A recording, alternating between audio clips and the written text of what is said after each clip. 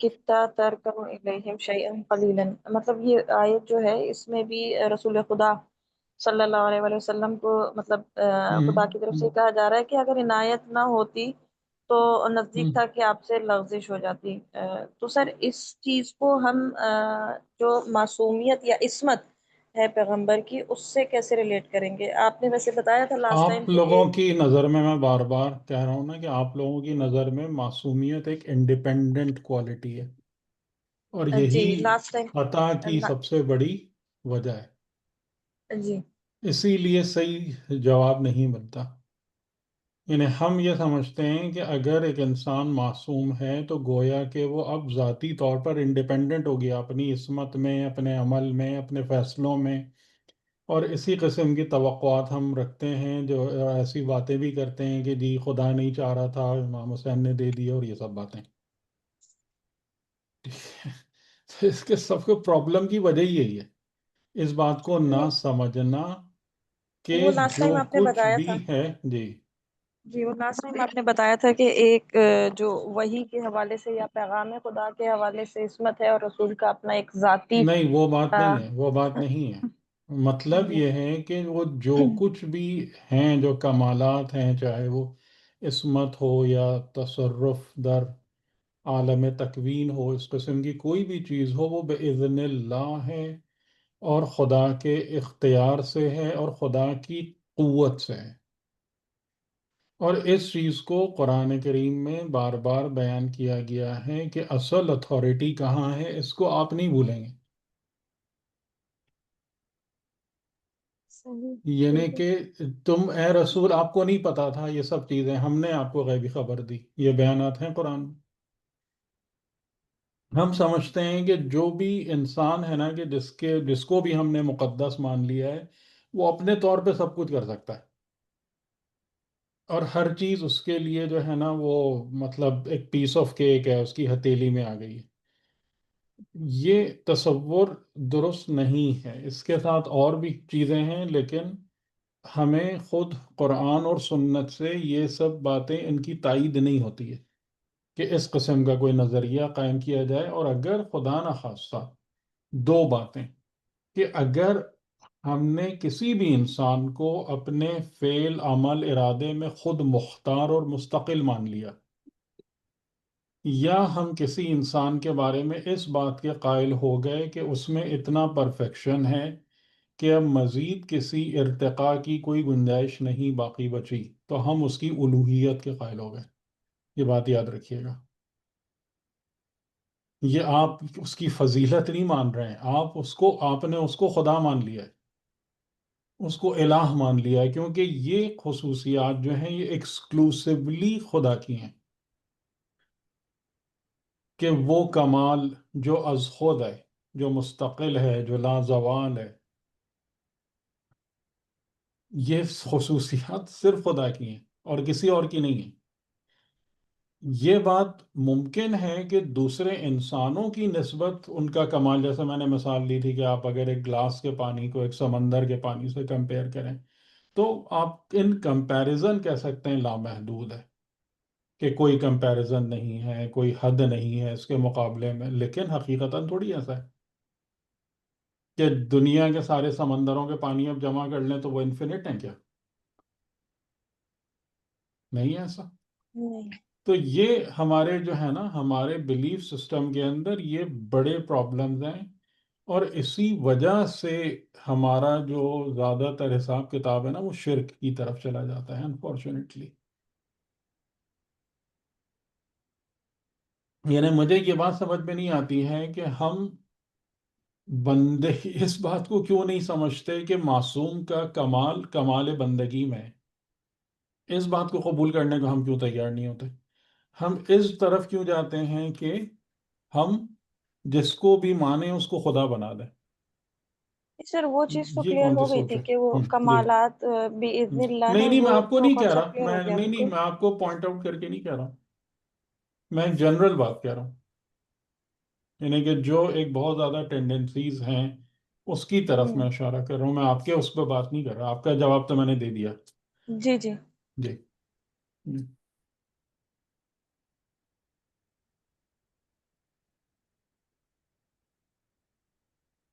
جی،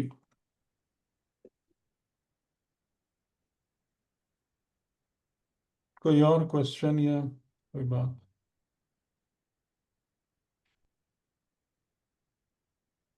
نہیں، اس قسم کے میں صرف اس لیے بولتا ہوں کہ دیکھیں، اس میں مقصد یہ نہیں ہوتا کہ میں کسی کو کرٹیسائز کروں، اس لیے کہ جو کم از کم ہمارے جو جنرل پٹ فالز ہیں نا، یہ ٹریپس ہیں جس میں ہماری قوم کا بڑا حصہ پھنسا ہوا ہے، میں چاہتا ہوں آپ لوگ اس کو کلیئر کر لیں۔ اگر آپ لوگوں کے دماغوں میں بھی ایسی پرابلمز ہیں تو اس کو شفاف کر لیجئے یا ڈسکس کر لیجئے۔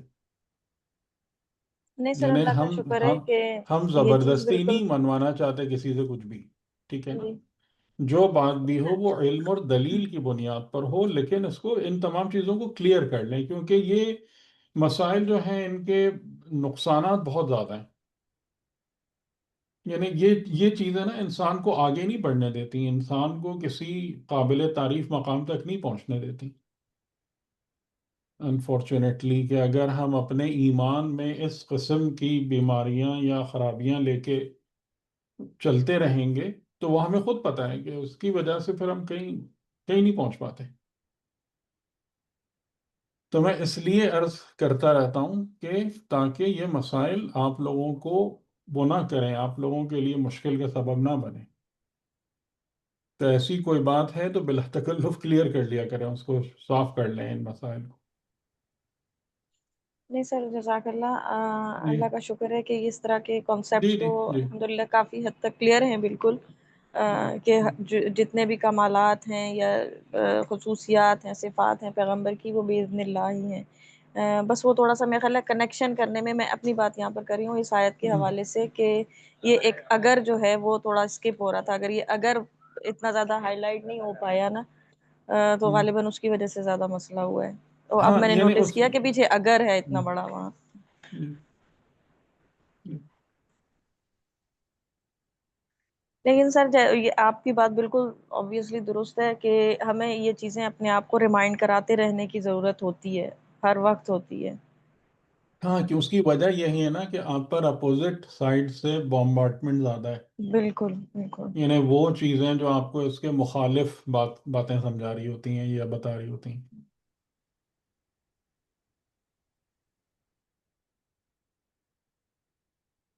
جی، شہزاد بھائی، عامر بھائی، آج کوئی کوشچن ہے آپ کا؟ سر مجھے ایک بات پوچھنی تھی. جی جی سورہ بقرہ آیت نمبر 10. جی بسم اللہ الرحمن الرحیم. فی قلوبہم مرض فزادہم اللہ مرضا.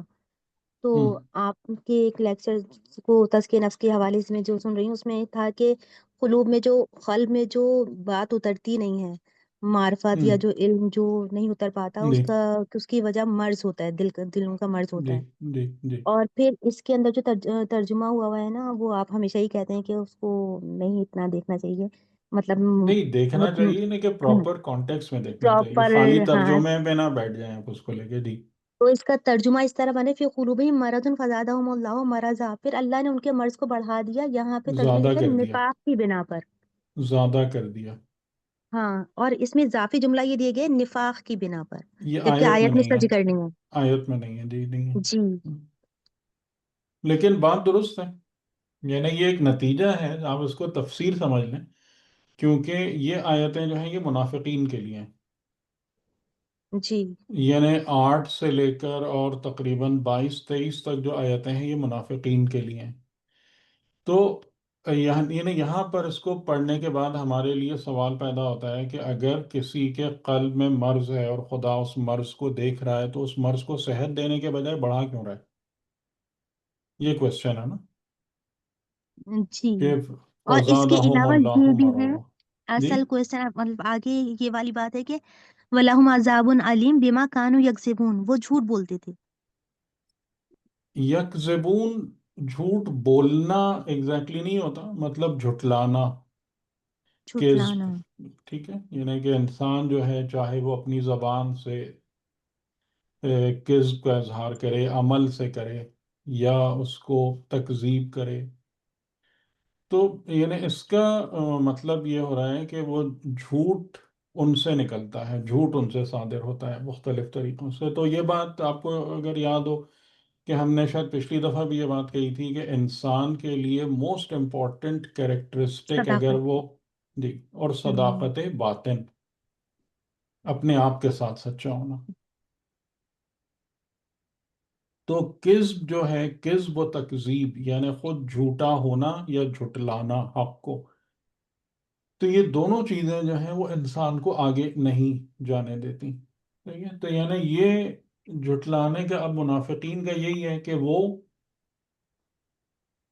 قلب میں ایمان لانے کے بعد کافر ہو گئے، اور اپنے اوپر اوپر سے اپنے ظاہری کردار سے یہ ثابت کرنے کی کوشش کرتے ہیں کہ ہم مومن ہیں. تو یعنی خود ان کا ظاہر اور باطن ایک دوسرے کی تکذیب کرتا ہے کہ یہ مکمل ریپڈ اپ ہیں کذب میں اور جھوٹ میں. اچھا، اس کے مقابلے میں کافر کی جو صورتحال ہے کہ کافر کے ظاہر و باطن میں وہ نہیں ہے، تضاد نہیں ہے. جی، جی. جی سر، شکریہ آپ جزاک تو آپ اللہ. کے اصل سوال کا جواب ملا آپ کو؟ جی، جی. صداقت پہ بات سمجھ میں آ رہی ہے نا، ہاں، کہ صداقت بنیادی ہے. کی اور صداقت. ہاں، اور اس میں یہ نا کہ آیت کے اندر انہوں نے جو اگر لکھا ہے کہ نفاق کی بنا پر، تو اس کو بریکٹ میں لکھنا چاہیے اصول. جی، یعنی جبکہ یہ نہیں لکھتے آیت کا، بریکٹ میں. آیت کا متن نہیں ہے یہ آیت، یعنی یہ وہاں سے وہ ہو رہا ہے، ایک استنباط ہے، ایک ایکسٹریکشن آف میننگ ہے کہ کیونکہ یہ منافقین ہیں، یہ ان کے اندر صفت منافقت پائی جاتی ہے، اس لیے خدا ان کے قلب کے مرض کو صحت دینے کے بجائے اور بڑھا رہا ہے. اچھا، بڑھا رہا ہے. ایک چیز اور یہاں میں آپ کو پوائنٹ آؤٹ کروں کہ جب ہم افعال خدا کی بات کرتے ہیں یا خدا کی طرف کسی کام کی نسبت دیتے ہیں، تو وہ کام جو ہے نا، یوں سمجھ لیجئے کہ it is like a rule یا لا آف نیچر.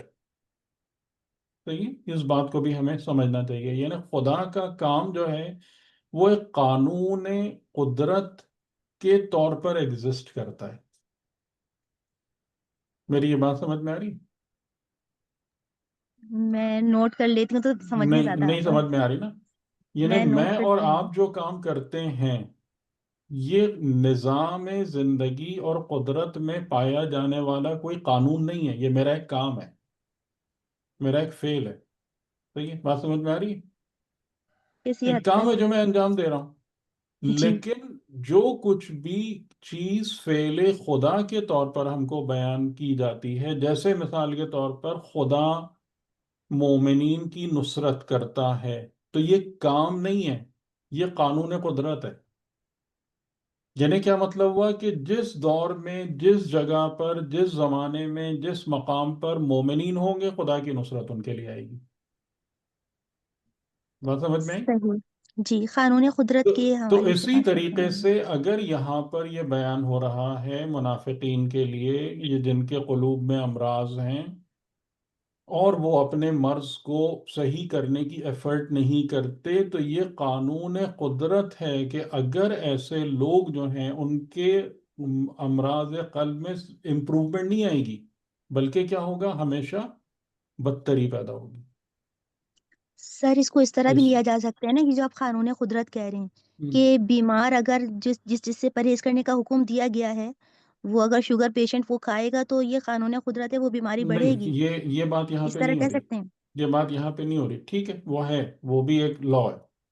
لیکن اس بات کو سمجھیں کہ جہاں جہاں پر بھی یہ کہا جاتا ہے کہ خدا یہ کام کرتا ہے، اچھا، خدا بھی. ہاں. میں اس کو یہ بات سمجھانا چاہ رہا ہوں آپ کو.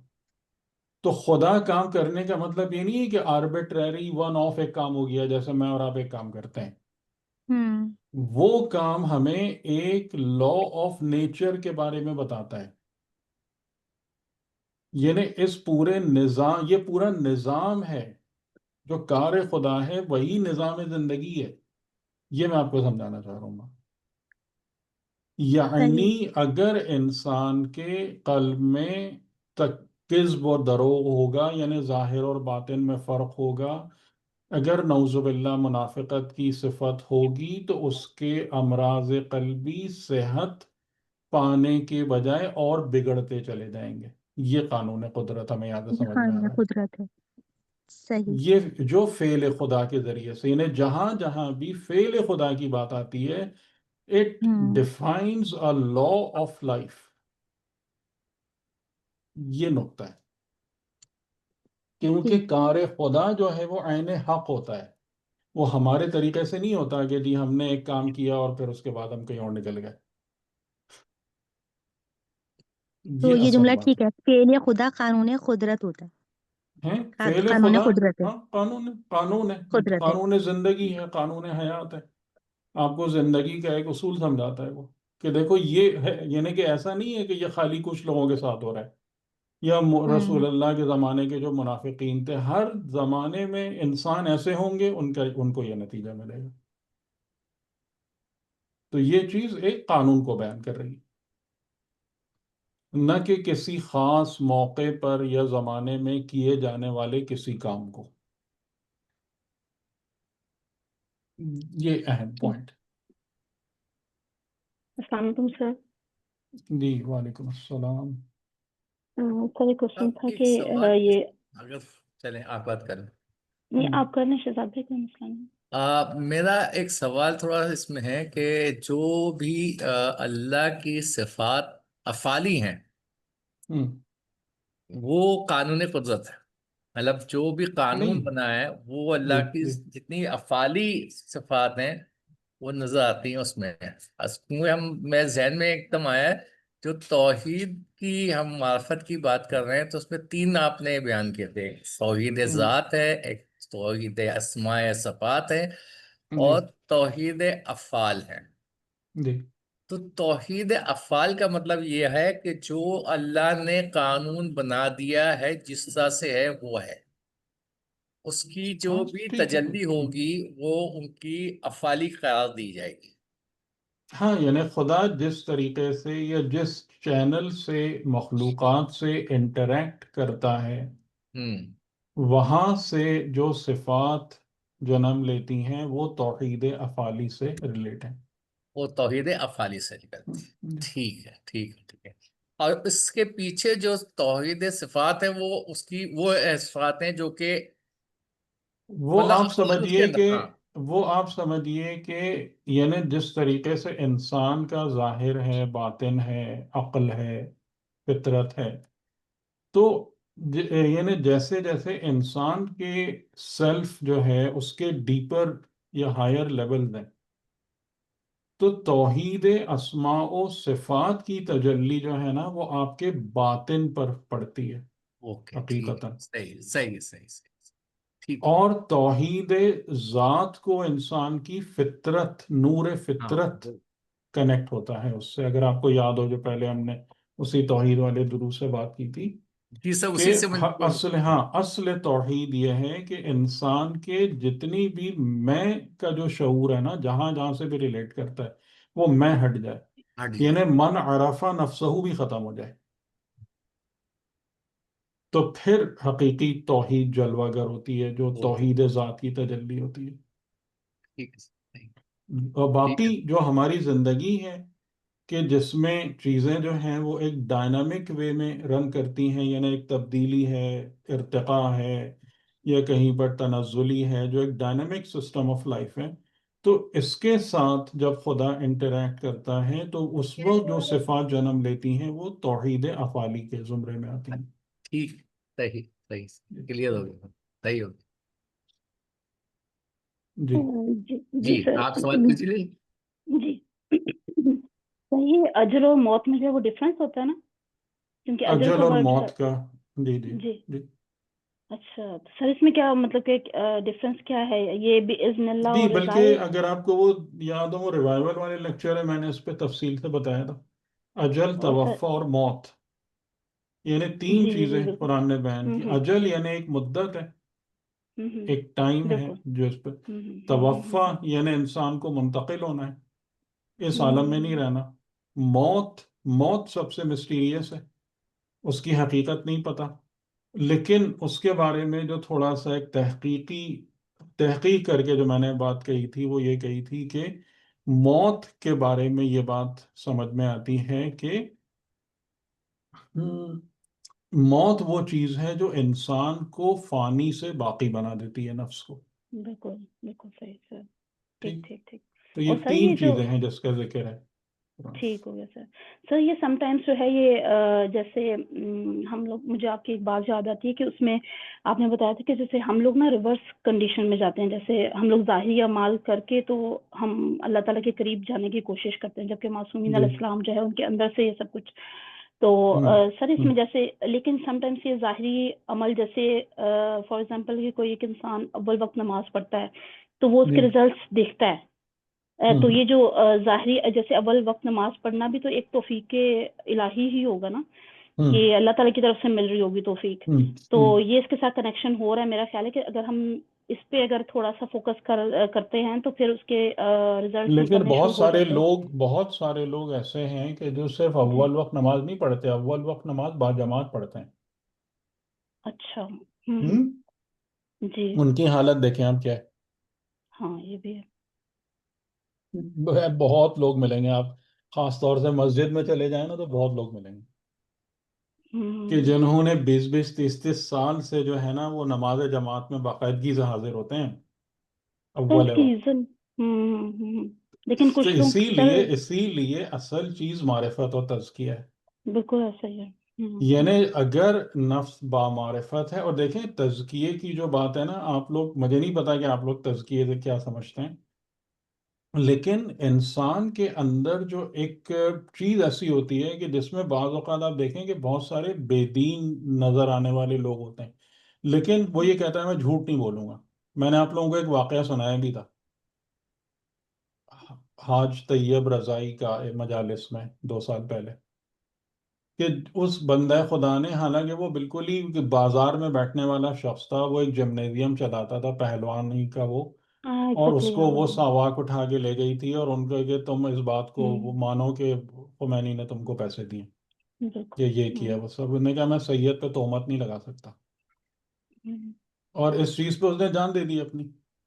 ٹھیک ہے. تو بالکل. تزکیہ نفس جو ہے نا، وہ ہم یہ نہ سمجھیں کہ یہ تمام کی تمام چیزیں جو ہیں وہ پتہ نہیں کسی مسٹیریس یا خالی وظیفے پڑھنے سے. جیسے آج کل جو مجھے ایک تھوڑا سا عجیب سا فیل ہوتا ہے کہ آج کل جتنے زیادہ وظیفے اور دعائیں اور سب لوگ بتا رہے ہوتے ہیں، تو پتہ نہیں اب آپ لوگ کیا کرتے ہیں، روزانہ تسبیحیں لے کے بیٹھے رہتے ہیں، نہیں پڑھ رہے سر، ہوتے ہیں، نہیں کر ہوتی رہے نہیں ہے ہوتے. سر، نہیں ہو سکتی، نہیں ہو نہیں سکتی. ہوتا نا، نہیں ہو پاتا. تو یہ نہیں ہو پاتا. بنیادی طور سے میں ایک بات آپ کو خدمت میں عرض کروں کہ تزکیہ نفس جو ہے نا وہ میدان عمل میں ہی آتا ہے.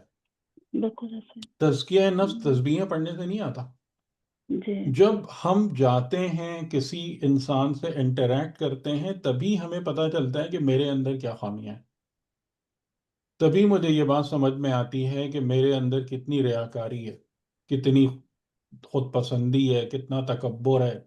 میں دوسرے کے پاس نعمتیں دیکھ کر نعوذ باللہ کتنے حسد میں مبتلا ہوتا ہوں. میرے ظاہر باطن میں کتنا فرق ہے. یہ سب چیزیں اس وقت نظر آتی ہے جب ہم میدان زندگی میں عمل کرتے ہیں. بالکل سر. ٹھیک ہے. اور اسی مقصد کے لیے خدا نے یہ پورا نظام بنایا ہے کہ اس سے باہر نکل کر تزکیہ اور تہذیب و تربیت نہیں ہوتی ہے. ہاں، وہاں سے آپ اس چیز کو دیکھیں، پھر خدا کی بارگاہ میں آ کے جھکیں، یا اللہ میں نے اپنے اندر یہ خرابی دیکھی. اس کے لیے پھر آپ معصومین کی طرف رجوع کریں کہ اچھا انہوں نے اس برائی کو دور کرنے کے لیے یہ چیز بتائی تھی. ٹھیک ہے. ایگزیکٹلی. یا اس جگہ پر اگر آپ مشکل میں ہیں تو یہ دعا پڑھیں، تب وہ چیزیں فائدہ دیتی ہیں. بات سمجھ میں آ رہی؟ جی جی سر، بالکل خالی بالکل. اس مرحلے سے گزرے بغیر کہ جناب آپ کا جو وہ پروسیس ہے یہ زندگی میں آنے کا، یا معرفت حاصل کرنے کا، یا اپنی ذات کو پہچاننے کا، زندگی کی حقیقتوں کو جاننے کا، ان سب سے آپ اپنے آپ کو دور کر لیں اور بیٹھ کے تسبیح اور وظیفے پڑھتے رہیں. یا آپ کہیں مختلف اعمال کے لیے میں اول وقت نماز پڑھ لوں یا کر لوں. میں وہ کتنی مثالیں آپ اپنے ارد گرد جا کے دیکھ سکتے ہیں. 40 سال سے لوگ باجماعت نماز پڑھ رہے ہیں، ان کے ساتھ آپ بیٹھ جائیے، ان کے تزکیہ نفس کا حال آپ کو خود ہی سمجھ میں آ جائے گا 10 منٹ میں. بالکل ایسا ہی. ٹھیک ہے. صحیح. تو یہ سسٹم نہیں بنایا ہے خدا تعالیٰ نے. معرفت کے بعد. انسان زندگی میں جائے، معرفت لے، وہاں پر اس ایشو کو دیکھے، درک کرے کہ یہ مسائل میرے اندر ہیں، پھر خدا کے پاس اور حجت خدا کی خدمت میں حاضر ہو، اور پھر ان اسٹیپس کو انجام دے جو انہوں نے ہم کو بتائے ہیں اپنی جی تہذیب سر، اور تربیت کے لیے، تب آپ کو فائدہ ہونا شروع ہوتا ہے۔ بالکل sir, thank you so much. جی سر۔ ایگری کرتے ہیں اس سے عامر بھائی؟ یہ جی سر، طریقہ درست ہے، یا یہ وظیفہ پڑھنے والا طریقہ درست ہے، یا سر اعمال پہ زور دینے والا طریقہ درست ہے؟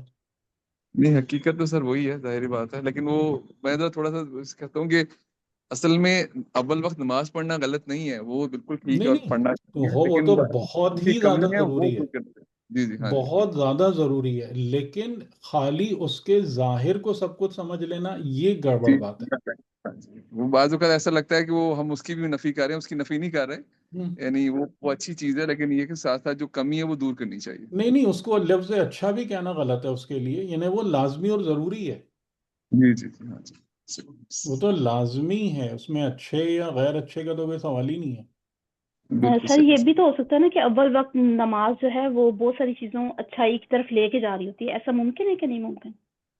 میں وہی آپ سے کہہ مطلب رہا ہوں کہ اس جی کا جی، اگر آپ نے دروازہ کھولا ہے تو یقیناً اچھائی ملے گی، جی جی جی، لیکن بالکل اگر صحیح جو کہہ رہے اصل چیز نہیں ہے، یعنی انسان کی معرفت نہیں ہے، یا انسان کے پاس اس کے تزکیے کی طرف توجہ نہیں ہے، تو کیا ہوگا؟ یعنی بہت سارے لوگ اس نماز با جماعت پڑھنے کے بعد اپنے آپ کو دوسروں سے بہتر سمجھنا شروع کر دیتے ہیں، دوسروں کو اپنے سے بالکل حقیر جاننے لگتے ہیں، بالکل بالکل ایسے ہی سر، ٹھیک صحیح ہے، اس قسم کے جی، مسائل کھڑے ہو جاتے ہیں، تو یہ بھی تو ہو رہا ہے۔ جی بالکل صحیح کہہ رہے ہیں سر۔ تو اس سے جو ہمیں سمجھ میں آتا ہے کہ یہ اصل نہیں ہے،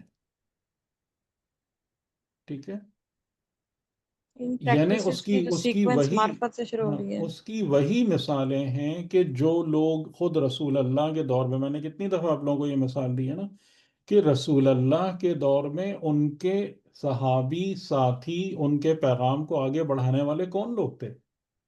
عبادتیں کرنے والے جو وہاں کر رہے تھے، جو اپنی صحیفے پڑھ رہے تھے، جو وہ سب کچھ کر رہے تھے جو دین ظاہراً کہتا ہے، ان میں سے کتنے لوگ آئے رسول اللہ کے ساتھ؟ تو یہ بہت قابل غور نکتہ ہے کہ یہ اصل نہیں ہے، اس کو اصل نہ بنائیں، ٹھیک ہے، اس کی اہمیت اس وقت ہے، یعنی جیسے وہی بات ہے نا کہ آپ کے اچھی غذا کی اہمیت اس وقت ہے کہ جب آپ کا سسٹم صحت مند ہو۔ ایک بیمار بدن میں اچھی غذا ڈالنا اس کو مزید بیمار کرتا ہے، جی ہے یا نہیں؟ بہت زبردست بات ہے۔ اگر ایک نفس میں خود پسندی اور ریاکاری ہے، وہ عبادتیں کر کے مزید خود پسند ہوگا، بلکہ خود پسندی سے ترقی کر کے اگلی سٹیج پہ چلا جائے گا۔ جی شہزاد بھائی، کون سی ہے وہ خود پسندی سے اوپر والی؟ قبول تکبر۔ تکبر۔ تکبر۔ پہلے خالی پہلے ہوں، خالی اپنے آپ کو وہ سمجھتا تھا، اب وہ یہ جو نماز ہے اس کی، اس کو متکبر بنا دے گی، دوسرے کو اپنے سے حقیر بھی سمجھنا شروع ہو جائے گا، بالکل صحیح سر۔ ٹھیک ہے، یہ اصل پوائنٹ ہے۔ اور اسی لیے دین کی ابتدا کہاں سے ہوئی تھی؟ دین کی ابتدا کہاں سے ہوئی تھی؟ جب رسول خدا نے کہاں سے شروع کیا تھا؟ نماز سے شروع کیا تھا دین، نہیں اقرا۔ یعنی اخلاق سے۔ اقرا ہے، نہیں اقرا ہے، نہیں، ٹھیک ہے، سے یعنی قرآن اقرا سے شروع ہوا ہے، اور رسول خدا نے شروع کیا تھا قولوا لا الہ الا اللہ تفلحوا، صحیح؟ تو سب جب سے پہلے تک وہ، صادق و امین بھی تو ہاں، دکھائی صادق نا اور امین کردار تھا، اور جو کردار۔ پیغام تھا وہ یہ تھا، دین یہاں سے شروع ہوتا ہے، صحیح ہے؟ اگر آپ ان چیزوں کو ہٹا دیں گے تو باقی آپ جتنی لے کر آتے رہیں وہ اس سے وہی ہوگا، خرابی ہی بڑھے گی۔ جس طریقے سے کہ آج کل کا مسلمان آپ کو نظر آ رہا ہے کہ اتنی اتنی عبادتیں اور یہ وہ کر کے کیا ہے اس کے پاس، یہی سب حال ہوگا پھر۔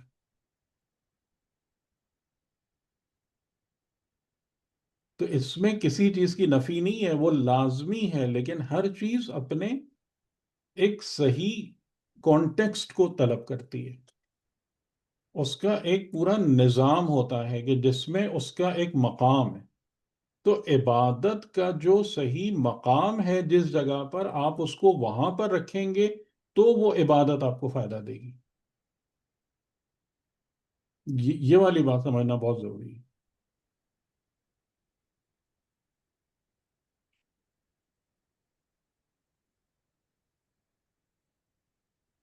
اچھا چلیں پھر ہم اس پہ بدر کی طرف آتے ہیں. میں خیال ہے ہم یہاں تک آئے تھے ان اللہ عزیز الحکیم تک، یا اس کے آگے بھی بات کی تھی ہم نے؟ آیت نمبر 10 تک آئے تھے سورہ انفال. جی سر، آیت نمبر 10 تک آئے تھے. اچھا، اب یہاں سے وہ والی بات آپ کے دماغ میں ہمیشہ رہے کہ جو ہم نے ایک سیکوینس ڈیولپ کیا تھا 3 چیزوں کا. سب سے پہلی ارادہ، کیا چیز تھی؟ ارادہ. اس ارادہ، کے بعد بندگی اور اطاعت کو اسٹریٹجی. ثابت کرنا، اور تیسرے مرحلے پر اسٹریٹجی اور پلاننگ. ٹھیک. اور اس کے بعد ہمیں یہاں سے ایک اور بات بھی سمجھ میں آ رہی ہے کہ اگر آپ اپنی بندگی اور اطاعت پیغمبر کو خدا کی بارگاہ میں ثابت کر دیتے ہیں تو آپ کی پلاننگ، پھر آپ کے لیے پلاننگ کون کرتا ہے؟ پھر خدا خود کرتا ہے. خدا آپ کے خدا لیے کرتا پلاننگ ہے. کرتا ہے، خدا آپ کے لیے منصوبہ بندی کرتا ہے. ٹھیک. اور اس میں ہم نے ایک چیز اور نوٹ کی تھی، میں بس آپ کو یاد دلاتا جاؤں کہ اگر یعنی، اور یہ ہمارے لیے بھی حکمت ہے ساری، کیونکہ ان اللہ عزیز حکیم، وہ ہمیں بھی حکمت سکھا رہا ہے یہاں پہ کہ اگر آپ کو کسی بھی بڑے معرکے میں جانا ہے تو سب سے پہلے آپ کے اندر کیا ہونا چاہیے؟ اطمینان. ہتھیار، تلوار، گنز، اطمینان قلب. اطمینان. اطمینان قلب. ٹھیک. تو خدا نے جب اپنا لشکر تیار کرنا شروع کیا تو ان کو سب سے پہلے کیا چیز دی؟ وہ بشارت دی جس کے ذریعے سے ان کے قلوب مطمئن ہو جائیں. ٹھیک ہے، یہ ساری باتیں ہم نے پچھلی دفعہ کی تھی. اس کے بعد اب جو تدبیر الہی ہے اس کا دوسرا اسپیکٹ ہمارے سامنے آتا ہے. اِذْ يُغَشِّيكُمُ النُّعَاسَ أَمَنَةً مِّنْهُ، یغشیکم، جب اس نے تم کو ڈھانپ دیا. جب اس نے تم کو ڈھانپ دیا، کس سے؟ نعاس، یعنی تم پر نیند آ گئی، تمہیں اونگ یا نیند آ گئی. اچھا، اب یہ بھی ایک ہائیلی ان لائکلی چیز ہے، کیونکہ مسلمان جو تھے وہ ایک بہت ہی ڈس ایڈوانٹیجڈ پوزیشن میں تھے وہاں پر، اور ان کو ظاہر ہے کہ اگر وہ کچھ بھی سوچیں گے مستقبل کے بارے میں تو اچھے سے اچھے خوشگمان لوگوں کے دماغ میں بھی یہی بات آئے گی کہ بھئی ٹھیک ہے، ہم اللہ اور رسول پر اپنی جان قربان کر دیں گے، کوئی مسئلہ نہیں. تو یہی بات سمجھ میں آئے گی نا؟ یا اس کے علاوہ بھی کچھ اور وہ سوچ سکتے تھے؟ جو ظاہری طور پہ نظر آ رہا تھا وہ یہی تھا، یہی تھا جی، یہی تھا. ہے نا؟ ایسے ہی ہاں، یہ سوچا. تو ایسی. اس صورت میں نیند آنا پاسبل تھا کیا کہ انہیں نیند آ جاتی سکون کی، امن والی نیند آ جاتی؟ ممکن نہیں تھا نا. نہیں، ممکن نہیں تھا، نہیں تھا. ٹھیک. تو اسی لیے ان کو جس نیند یا اونگ نے ڈھانپ لیا جو ان کے لیے باعث امن بنی، اس کو خدا نے کس سے ایٹریبیوٹ کیا؟ خود اپنی طرف سے. یعنی وہ اللہ ہے کہ جس نے تم پر وہ نیند، تم کو تمہارے اوپر چادر کے طریقے سے اڑا دی، من ہو، اس کی طرف سے، جو تمہارے لیے باعث امن تھی. تو اب آپ یہاں پہ دیکھ رہے ہیں کہ کہیں کہیں پر زندگی میں جیسے ہوتا ہے کہ کہیں آپ کے لیے کچھ ہو جاتا ہے، کہیں آپ کو جاگنے کی توفیق ہو جاتی ہے، کہیں آپ کو نیند آ جاتی ہے، کہیں آپ کے لیے کوئی بندہ آ کے کوئی کام کر دیتا ہے، تو یہ ساری کی ساری چیزیں کیا ہوتی ہیں؟ اس کو ہم کہہ سکتے ہیں خدائی یا غیبی امداد. ٹھیک ہے. اگر انسان، لیکن خدائی اور غیبی امداد آنے کے لیے شرط کیا ہے؟ یہ بندگی ایک بہت امپورٹنٹ بات ہے. ارادہ بندگی ہاں کہ ارادہ انسان اپنے ارادے کو ارادہ الہی کے تابع کرے اور اس کی بندگی اور اطاعت حجت خدا مسلم ہو. صحیح ہے. ورنہ یعنی یہ بات میں کیوں کہہ رہا ہوں آپ سے؟ اس لیے کہ انسانوں کی زندگی میں بہت سارے فیوریبل مومنٹس آتے ہیں، لیکن کوئی ضروری نہیں کہ یہ خدا کی طرف سے ہو. ٹھیک ہے، یہ بات سمجھ میں آ رہی؟ یعنی وہ فیوریبل مومنٹس جو ہیں وہ شیطان کا جال بھی ہو سکتا ہے، جس کو قرآن کریم نے ایک ورڈ استعمال کیا ہے، استدراج کا ورڈ استعمال کیا. یعنی خدا جو ہے وہ ایک ایک درجہ درجہ کر کے کافر کو جہنم تک پہنچاتا ہے، ایک دم سے نہیں لے جاتا. یا ان کے لیے پہلے ایک ٹریپ بنتا ہے. جیسے مثال کے طور پر جو سورۃ الفیل کے اندر جو بات ہمیں نظر آئی کہ وہاں پر جو ابرہہ یمن سے اپنا لشکر لے کر آیا تھا، تو اس کے لیے کیا تھا؟ کوئی رکاوٹ تھی؟ کچھ بھی نہیں تھی. اور آخر میں جب حضرت عبد المطلب تھے، وہ بھی جب ان کے اونٹ وغیرہ پکڑ لیے تھے اور انہوں نے اس کو رہا کروایا، تو وہ بھی وہاں سے چلے گئے تھے مکے سے. اس کے لیے ٹوٹل میدان صاف تھا. ایسا ہی تھا نا؟ نو جی ریزسٹنس، نو پرابلم، نو ایشوز کہ آؤ اور گرا دو کعبے کو. ٹھیک. لیکن ہوا کیا؟ ایگزیکٹ اس کا اپوزٹ. تو یہ جتنے اس کے رستے کی رکاوٹیں ختم ہوتی جا رہی تھیں، یہ ایکچولی کیا تھا؟ یہ اس کے تباہ ہونے کی الہی پلان تھا، جو ایک ایک درجہ ایک ایک اسٹیپ کر کے اکمپلش ہو رہا تھا. صحیح. تو یہ مت سمجھ لیجیے گا کہ زندگی میں اگر ہماری آسانیاں پیدا ہونا شروع ہو جائیں، اگر حالات فیور ہمارا کر رہے ہوں، تو اس کا یہ مطلب نہیں ہے مدد خدا ہے. مدد خدا کے بارے میں آپ کب پر یقین ہو سکتے ہیں؟ کب آپ اس کے امیدوار ہو سکتے ہیں؟ جب، بتائیں، جب تقوی کی حالت بہتر ہو. جب آپ نے اپنے ارادے کو ارادہ خدا کے تابع کیا ہو، یعنی اپنی حد تک اپنی ایفرٹس کے مطابق، اور جب آپ نے اپنی بندگی اور رسول اور امام کی اطاعت پر آپ نے اپنی کوشش کی ہو مضبوط رہنے کی، تب میں اور آپ یہ ایکسپیکٹ کر سکتے ہیں کہ جو کچھ بھی میری زندگی میں ہو رہا ہے یہ تائید الہی ہے. سمجھ میں آ رہی ہے بات؟ جی سر. سر ارادہ اور نیت ایک ہی ہو اسی سکتے ہیں؟ لیے میں نے جو ہے نا وہ پہلی دو سٹیجز پہ بہت زیادہ زور دیا تھا کہ اس کو ہٹا کے تیسرے پہ نہ جائیے گا، وہ بہت گڑبڑ ہو جائے گی بات وہاں پہ آ کے. جی آپ کچھ کہہ رہے ہیں؟ سر ارادہ اور نیت ایک ہی ہے ورڈ؟ یعنی میں نے بتایا تھا تھوڑا فرق ہے اس میں کہ ارادہ اوور آل ہوتا ہے، ارادہ فار ڈیسٹینی، فار آبجیکٹو، اور نیت جو ہے وہ اس کا سب سیٹ ہے، یعنی ایک عمل کی نیت، چھوٹی سی چیز کی نیت. ارادہ اوور آل ہے، کہاں پہنچنا ہے، کہاں جانا ہے، کیا بننا ہے، کیا ہونا ہے. ٹھیک. جی. تو اب اس کے بعد اللہ تعالیٰ نے جو نیند ان مسلمانوں کو آ گئی، جو ان کے لیے باعث امن ہو گئی، اسے بھی اپنے آپ سے نسبت دی. من ہو یغشیکم. تو یہ دو چیزیں ہو گئیں. اس کے بعد تیسری کیا چیز ہوئی؟ وَيُنَزِّلُ عَلَيْكُم مِّنَ السَّمَاءِ مَاءً لِيُطَهِّرَكُم بِهِ. اور اس نے نازل کیا تمہارے اوپر آسمان سے پانی، یعنی بارش ہو گئی. اور اس بارش کا مقصد کیا تھا؟ دو مقاصد یہاں پر بیان کیے، بلکہ تین. یعنی پانی کے دو ہیں اور اوور آل اس میں دو اور ایڈ ہوتے ہیں. لِيُطَهِّرَكُم بِهِ، تاکہ اس کے ذریعے سے تمہیں طہارت دے.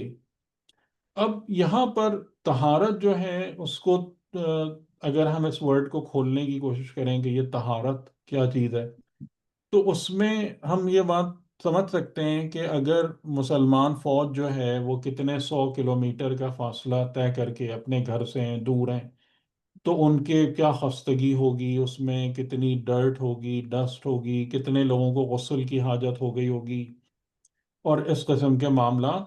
تو اور صحرا میں پانی لانا ویسے ہی ایک کار دارد کہ وہ کہاں سے پانی آئے گا اور کیا ہوگا. تو بہرحال اس سے وہ جو آسمان سے پانی برسا وہ ان کے لیے طہارت کا باعث بنا. ان کی بدنی جو بھی نجاست تھی یا جو بھی بدنی آلودگی تھی وہ پاک اور طاہر ہو گئی. یہ فائدہ ہوا. وَيُذْهِبَ عَنْكُمْ رِجْزَ الشَّيْطَانِ، اور اللہ تم سے لے جائے شیطان کی گندگی کو. یہ شاید اس طرف اشارہ ہو کہ جو لوگ جنہیں غسل کی یا اور ان چیزوں کی حاجت تھی، کہ وہ جو رجز ہے، ایک نجاست ہے، وہ تمام کی تمام چیزیں جو ہیں اس پانی کے ذریعے سے تم سے پاک ہو جائیں، تم اس سے پاک ہو جاؤ. اور پھر اس کا فائدہ کیا ہوگا؟ یہ تمام چیزیں، یعنی رات کو نیند آ گئی، پھر بارش برس گئی، صاف پانی پینے کو مل گیا، نہا دھو لیے، کلیئر ہو گئے. تو اس کا فائدہ کیا ہے؟ وَلِيَرْبِطَ عَلَىٰ قُلُوبِكُمْ، اور تاکہ تمہارے قلوب کو مربوط کر دے، یعنی اپنی جگہ پر جوڑ دے، مضبوط کر دے. تمہارے قلوب میں سے حرج مرج جو ہے نا اس کو نکال دے، انتشار کو ختم کر دے. وَيُثَبِّتَ بِهِ الْأَقْدَامِ، بہی یعنی اس کا تھوڑا سا ترجمہ کریں. يُثَبِّتَ بِهِ الْأَقْدَامِ، اور اس کے ذریعے تمہارے قدم ہاں جمائے رکھے. بہی، ٹھیک ہے نا، بہی یہاں پر ایڈ ہو رہا ہے. تو بہی کس چیز کو وہ کر رہا پانی کی ہے؟ جانب، بارش کا پانی. بہی یعنی اس کے ذریعے سے. صحیح، جی. اس کے ذریعے سے. میں یہ اس پہ خاص طور سے زور کیوں دلا رہا ہوں؟ بہل یثبتا، اور وہ ثابت کر دے، بہی اس کے ذریعے سے. کس کے ذریعے سے؟ جو پانی برسا، یعنی جو بارش ہوئی. بہل اقدام، قدموں کو. تو یہ کیا مطلب سمجھ میں آ رہا ہے؟ اور یہاں پر بہی جو ایڈ ہو رہا ہے وہ جو پانی کی طرف جا رہا ہے، اور اس سے ثبات اقدام کا کیا تعلق ہے؟ سر ایک تو ظاہری معنی ہے کہ کیونکہ پانی انہوں نے بند کر دیا تھا جو اس وقت حقیقت تھی، اور بارش کی وجہ سے پانی وہاں پہ آیا. اور دوسری بات یہ تھی کہ جو ریت جم گئی تھی اور وہ نشیب، کیونکہ کافر نشیب میں تھے، وہ نشیب میں کیچڑ ہو گئی تھی، اور جہاں پہ مسلمان تھے وہاں پہ ریت جم گئی تھی، جس سے ان کا ایک مطلب وہ قدم جمانے والی صورتحال پیدا ہوئی. تو اس کا ظاہری ایک تفسیر کی جا سکتی ہے. ہاں یہی ہے، مینلی یہی ہے. اور اس کے علاوہ اگر آپ سوچیں تو ایک بات اور سوچ سکتے ہیں کہ اس غیبی امداد، کیونکہ اگر صحرا کے اندر لوگ موجود ہوں، صحرا میں کس طریقے سے یا کب وہ ایکسپیکٹ کرتے ہیں رین کو؟ صحرا میں رین کی ایکسپیکٹیشن ہوتی ہے؟ تقریباً نہیں ہوتی نا، کچھ پتہ ہی نہیں کہ کب بادل آئیں، کب برسیں اور کب وہ ہو. تو یعنی کہ اس غیر معمولی امداد کو دیکھ کر قدم جم گئے، یہ ایک بات سوچی جا سکتی ہے. قلوب مربوط ہو گئے. اور ویسے ظاہری اعتبار سے یہی معنی ہے جو ابھی آپ نے بیان کیا. ٹھیک ہے، تو یہاں پہ بہی جو ہے وہ بہی وہ اس کی طرف اشارہ کر رہے ہیں کہ جو قدم جمے وہ کس کی وجہ سے جمے؟ جی، بارش کی وجہ سے. بارش کی وجہ سے جمے، یعنی جو پانی برسا، جو آسمان سے نازل ہوا، اس کی وجہ سے قدم جمے. سر ایک کوشچن ہے اس میں ذرا، ایک جی جو نئی بات ہے طاہرکم والی جو بات ہے، ایک تو ظاہری آپ نے اس طرح بتایا کہ وہ ظاہری طور پہ طہارت مطلب ان کو مل گئی. کوئی اس کا سر باطنی بھی ہم تفسیر کر سکتے ہیں کہ ان کی یہ طہارت باطنی طہارت کی طرف بھی کوئی اشارہ مل سکتا ہے اس بات سے؟ دیکھیں، باطنی طہارت اگر تھوڑا سا غور کریں کہ باطنی طہارت خود بخود ہوتی ہے ظاہری کے ساتھ. یہ بات تھوڑی سوچ سکتے ہیں.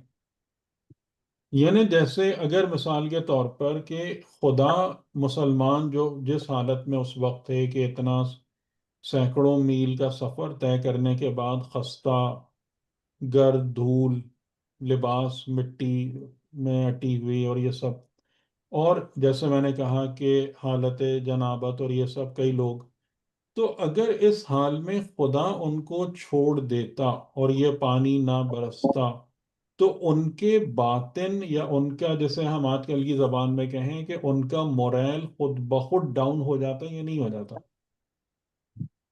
جی as compare to this situation. ٹھیک ہے، کہ جب انہوں نے صحرا میں اس طریقے سے بارش برستے دیکھی، اس کے یہ اثرات دیکھے، اس کا انہیں جو یہ فائدہ ہوا کہ جناب وہ پاک صاف ہو گئے اور ہر قسم کی رجز و نجاست کو انہوں نے دور کر لیا اور یہ ساری چیزیں ہو گئیں، تو اس کا بالکل ڈائریکٹ ان کے باطن پر اثر پڑا یا نہیں پڑا، جس کو اللہ تعالیٰ کہہ رہا ہے کہ وَلِيَرْبِطَ عَلَىٰ قُلُوبِكُمْ. تو یہ یعنی کوئی باطنی اثر ہی ہے نا. جی سر، یعنی مطلب کچھ ایسا، کوئی ان کے ذہن میں کوئی اگر شک یا شکوک وغیرہ تھے وہ دور ہو گئے اور باطن بھی طاہر ہو گیا، اس سے ہم اس طرح کو مطلب لیں؟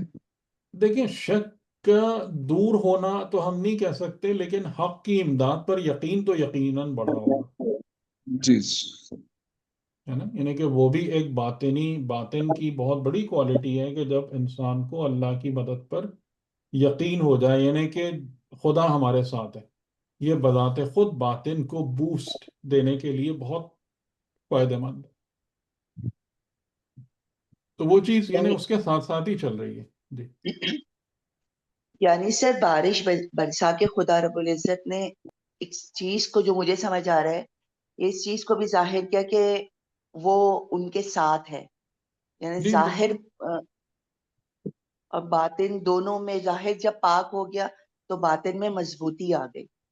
ہوں یعنی وہ چیز تو ہے کہ وہ اس جگہ پر تو تھے نا کہ انہوں نے اپنے آپ کو رسول کی خدمت میں پورا پورا پیش کر دیا تھا.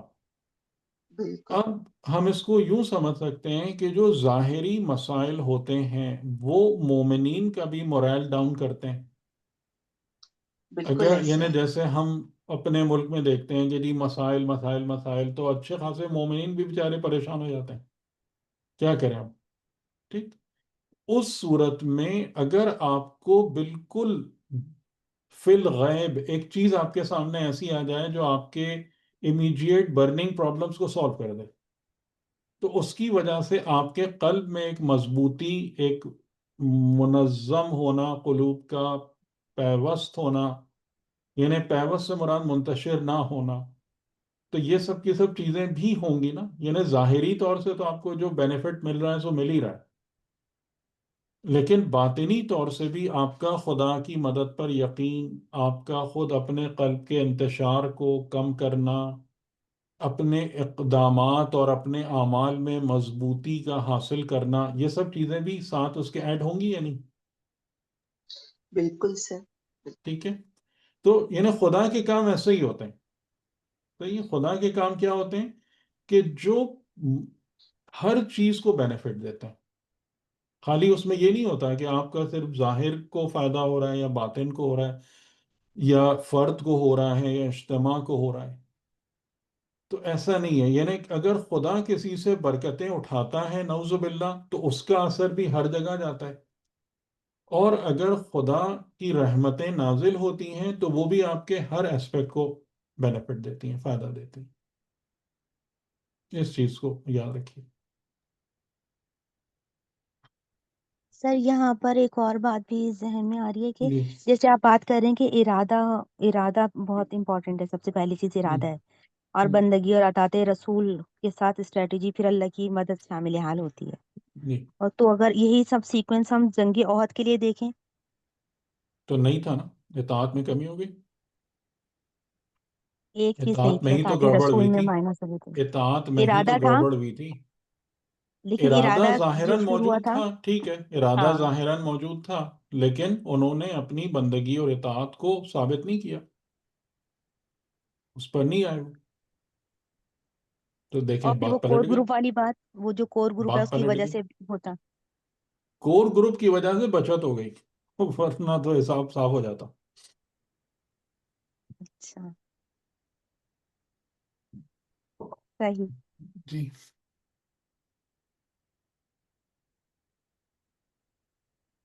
اذ یوحی ربک، کہ اس کے بعد جب تم میدان میں نکلے، یعنی آمنے سامنے آئے، تو کیا ہوا پھر؟ خدا نے، تمہارے رب نے باقاعدہ ملائکہ کو ود انسٹرکشنز بھیجا. اذ یوحی ربک الی الملائکۃ، ٹھیک ہے، یہ اس کے بعد کی بات ہے. یعنی وہ چیز کب ہوئی؟ بارش برسی، طہارت آئی، یہ سب بھی وہ رات رات ہو گئی، رات کو یہ کام ہوا. اچھا، پھر اس کے بعد جب دن ہوا تو اذ یوحی ربک الی الملائکۃ، جب تیرے رب نے وحی کی ملائکہ کی طرف، انی معکم، کہ بے شک میں تمہاری معیت میں ہوں. یعنی کس کی معیت میں ہوں؟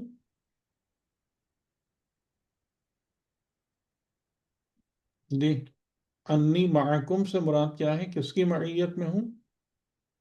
بدر میں جو ان لوگ اللہ لوگوں کی، کے ساتھ لشکر کے ملائکہ، ساتھ پر اللہ کے فرشتوں کی مدد، فرشتوں کی ملائکہ، معیت. ٹھیک ہے، فرشتوں کی معیت میں، یعنی میں تمہارے ساتھ ہوں. اور فَثَبِّتُوا الَّذِينَ آمَنُوا، تو تم جاؤ اور تم مومنین کو ثابت کرو، یعنی مضبوط کرو. تو یہاں پر جو مومنین ہیں وہ خدا کی مدد کو ایک وسیلے سے پا رہے ہیں. نظر آ رہی ہے بات؟ یعنی جی، یہ فرشتوں نظر آ کو رہی ہے؟ وسیلہ بنایا. وہ وسیلہ ہے. ٹھیک ہے، یعنی کہ یہاں پر یہ بات نہیں ہو رہی ہے کہ میں مومنین یا آمنو کو جو ہے نا میں ثابت کر رہا ہوں، ٹھیک ہے، بلکہ اے ملائکہ تم جاؤ، میں تمہاری معیت میں ہوں، اور تم جا کے کیا کرو؟ فَثَبِّتُوا الَّذِينَ آمَنُوا، تم مومنین کو ثابت کرو، مومنین کو مضبوط رکھو. یعنی تم ان کی معیت میں جاؤ، اور پھر تمہارے وسیلے سے وہ میری معیت کو یا اس مدد کو سینس کریں گے اور پائیں گے. ٹھیک. اچھا، اس کو اگر ہم تھوڑا سا وہ اس پہ لے جائیں، ایک کمپیئر کریں کہ حضرت موسیٰ علیہ السلام کا جملہ کہ اِنَّ مَعِیَ ربی، تو فرق ہے نا جی. حضرت موسیٰ علیہ السلام جو ہیں وہ ڈائریکٹ اللہ تعالیٰ کی میت میں. رب کی معیت کو ہم، براہ راست سینس کر رہے ہیں.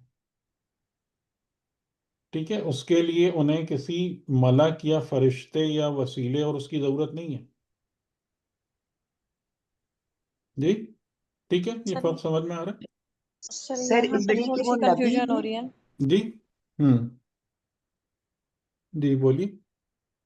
کہیے، آپ کہنے کریں. نہیں نہیں، آپ بولیں.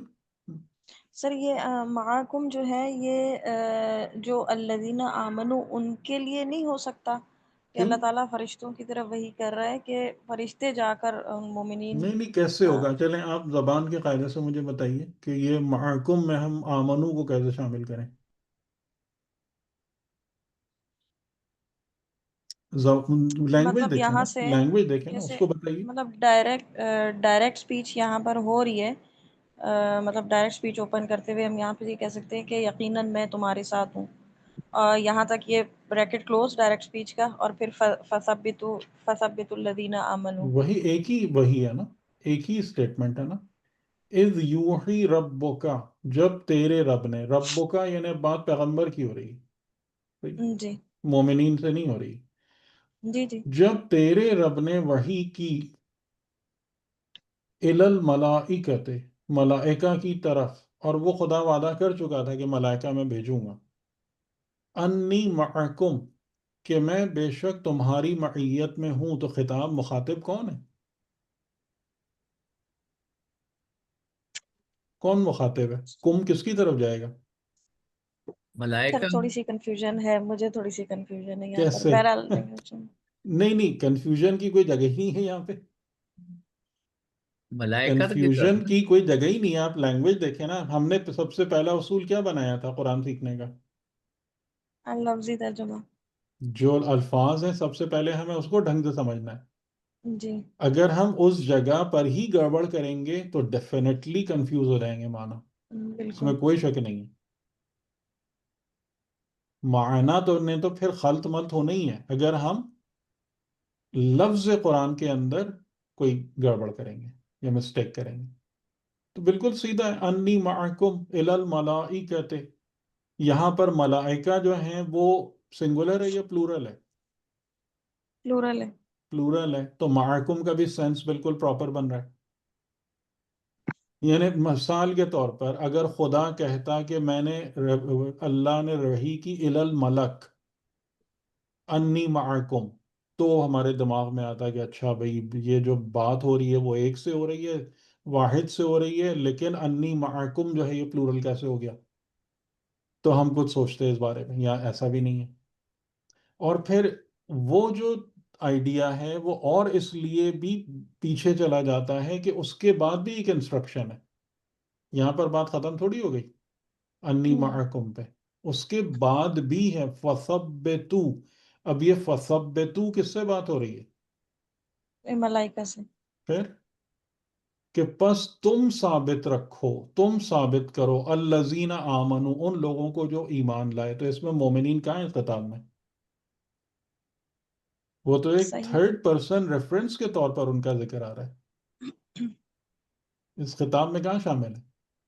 تو یہ بات نا آپ لوگ بہت غور سے یاد رکھیے گا کہ اگر آپ نے قرآن کے الفاظ کو سمجھنے میں گڑبڑ کی کسی بھی وجہ سے، کہ مجھے یہ میرا تاثر اس طرف جا رہا ہے یا میرا دماغ اس طرف منتقل ہو رہا ہے، تو معنی 100% غلط ہو جائیں گے، کہیں کے کہیں نکل جائیں گے، جو کہ ہوتا ہے اکثر جگہوں پہ. ٹھیک. تو ملائکہ کی طرف تیرے رب نے وحی کی کہ بے شک میں تمہاری معیت میں ہوں. یعنی اس کا مطلب کیا ہوا کہ مؤمنین معیت خداوند کو، معیت ربانی کو کس وسیلے سے سینس کر رہے ہیں یا درک کر رہے ہیں؟ ملائکہ کے. فرشتوں کے واسطے. ٹھیک ہے. اور یہی وہ فرق ہے نا، یعنی جو اولیاء الہی میں، مومنین میں، کہ ہم لوگ جب بھی کسی چیز کو لیتے ہیں زندگی میں یا حاصل کرتے ہیں تو وہ بیچ میں کوئی نہ کوئی وسیلہ ہوتا ہے. سألقی، اور اسی چیز کو جیسے مطلب میں ایک بات سوچتا ہوں اپنی زندگی میں کہ میں خدا سے اگر یہ دعا کروں، یہ طلب کروں کہ اے خدا ہر چیز مجھے ٹھیک ہے زندگی میں ایک وسیلے سے ملنی ہے، تو وہ وسیلہ جو ہے وہ انبیاء اور ائمہ علیہ السلام کیوں نہ ہو سکتا ہے میں یہ دعا کر سکتا ہوں. سألقی فی قلوب الذین کفروا الرعب، کہ میں عنقریب کیا ڈالوں گا؟ جن لوگوں نے انکار کیا ان کے قلوب میں رعب کو ڈال دوں گا. اچھا، یہ جو اللہ تعالیٰ کے طریقے ہیں نا، یہ ان میں بڑے ہی ایک عجیب سا پہلو ہے کہ آپ دیکھیں کہ خدا کس طریقے سے ورک کرتا ہے نظام زندگی میں. یہ وہی ہے توحید افعالی کی پوری وہ ہے یہاں پر بیان ہے کہ اب مومنین کے لیے تو پوری اسٹریٹجی بنا دی. ٹھیک ہے، مومنین کی آپ لوگ تھوڑا سا ریمائنڈ کرائیں گے کہ مومنین کے لیے خدا کی پلاننگ میں کیا کیا چیزیں آئیں؟ سب سے پہلے اطمینان قلب، اطمینان قلب پھر آیا، پھر طہارت، پھر ثابت طہارت. قدم. طہارت، اور طہارت کا فائدہ کس صورت میں ہوا کہ قلب مربوط ہو گئے ہاں، اور قلب قدم ثابت ہو گئے. ثابت قدم ہو. اور اس کے بعد غیبی طریقے ہمت. سے، کیونکہ ملائکہ کو دیکھ تو نہیں پا رہے ہوں گے مومنین، ہے نا، بالکل. انلیس اینڈ انٹل کہ ملائکہ انسانی شکل میں نازل ہوئے ہیں، تو ان کو دیکھ تو نہیں پا رہے ہوں گے. تو یہ جو ملائکہ کی طرف سے ثبات نصیب ہو رہا ہے معیت خداوندی کی بنا پر، یہ ایک اور یعنی امداد کا پہلو آ گیا. صحیح. اب اس کے مقابلے میں اب خدا کی وہ اسکیم سامنے آئی کہ میں کافروں کے ساتھ کیا کروں گا، دوسروں کے ساتھ کیا کروں گا. اچھا، اب یہاں پر اس چیز کو نوٹ کیجیے گا کہ ارادہ خدا کیا تھا اس معرکے کو برپا کرانے سے؟ کافروں کی جڑ کاٹ دینا، مطلب. ہاں، ہاں، لیحق الحق، ہاں. تاکہ حق حق ثابت ہو جائے. حق پر ثابت ہو جائیں، اور یقطع ولیقطع دابر الکافرین. تو اب اللہ کا جو ارادہ ہے وہ دونوں طرف ورک کرے گا، کہ اگر تم اہل حق ہو تو ہم تمہیں دیکھو کس طریقے سے جماتے ہیں، کس طریقے سے ثبات عطا کرتے ہیں، چاہے تمہارے پاس ظاہری وسائل نہیں ہو. ٹھیک. اور ہم کافروں کے جو سلسلے ہیں ان کو ہم کس طریقے سے پارا پارا کرتے ہیں، کس طریقے سے اس کو کاٹتے ہیں. تو اب جو پلاننگ کا دوسرا حصہ ہے اس کا تعلق کس سے؟ اس کا تعلق کفار سے. کافروں سے. کفار سے. کفار سے. ٹھیک ہے. اچھا، اب جیسے مومنین کو خدا نے سب سے پہلی کیا چیز دی میدان میں لاتے ہوئے؟ اطمینان قلب. اطمینان. اطمینان قلب. تو کافر کو سب سے پہلی کیا چیز ملنی چاہیے؟ مضطرب ہو جانا دل کا. مضطرب ہو جانا. مسترب. ٹھیک ہے. اس کے قلب کی بے چینی، قلب کا انتشار. آ رہی بات سمجھ میں؟ بات سمجھ میں آ رہی ہے؟ بہت بہت اہم نکات ہیں. تو اگر ہم اپنی زندگی کے دوران قلب کو مربوط نہیں پاتے، قلب کے اندر ہیجان ہو، ایک انتشار والی کیفیت ہو، تو خدا ہمیں مومن سمجھ کر ٹریٹ کر رہا ہے یا کافر سمجھ کے ٹریٹ کر رہا ہے؟ سخت کافر جملہ ہے. سمجھ گئے. میں نے ابھی آپ سے کیا کہا تھا کہ جو خدا کے کام ہیں وہ کیا ہیں؟ لا آف لائف ہے، لا آف نیچر ہے. تو اگر خدا کسی کے قلب کو مربوط کرتا ہے، قدم جماتا ہے زندگی میں مشکلات کے باوجود، تو اس کا مطلب ہے کہ یہ انسان خدا اور نظام خدا کی نظر میں مومن ہے. اور اگر کسی کے قلب میں ابتری پھیلنا شروع ہو جاتی ہے، وہ زندگی میں بھاگ دوڑ، نہیں سمجھ میں آ رہا، کنفیوژن، ایمبیگوٹیز، پریشانیاں، ایک عجیب سر پکڑ کے بیٹھے ہوئے، تو اس کا مطلب کیا ہے؟ کہ نظام خدا کی نظر میں یہ انسان مومن اس نہیں ہے. دوسری کیٹیگری میں ہے. کیونکہ یہ سلوک جو ہے کہ حالات کا روب، مخالف کا روب اس طریقے سے قلب میں آ جائے کہ انسان کی ہمت جواب دے جائے، یہ سلوک کس کے ساتھ کیا ہے خدا نے؟ فی قلوب الذین کفروا الرعب. ان کے قلوب میں اطمینان اور ارتباط ڈالا تھا مومنین کے، کافروں کے قلب پر روب آ گیا تھا. روب آنے کا مطلب ہے کہ جیسے ایک بوجھ، دباؤ، ہیبت آ گئی کہ اب انسان جتنے بھی ہتھیار لے کے بیٹھا رہے، لیکن اگر سامنے والے کا روب طاری ہو جائے مخالف پر، تو کیا جنگ کرے گا وہ؟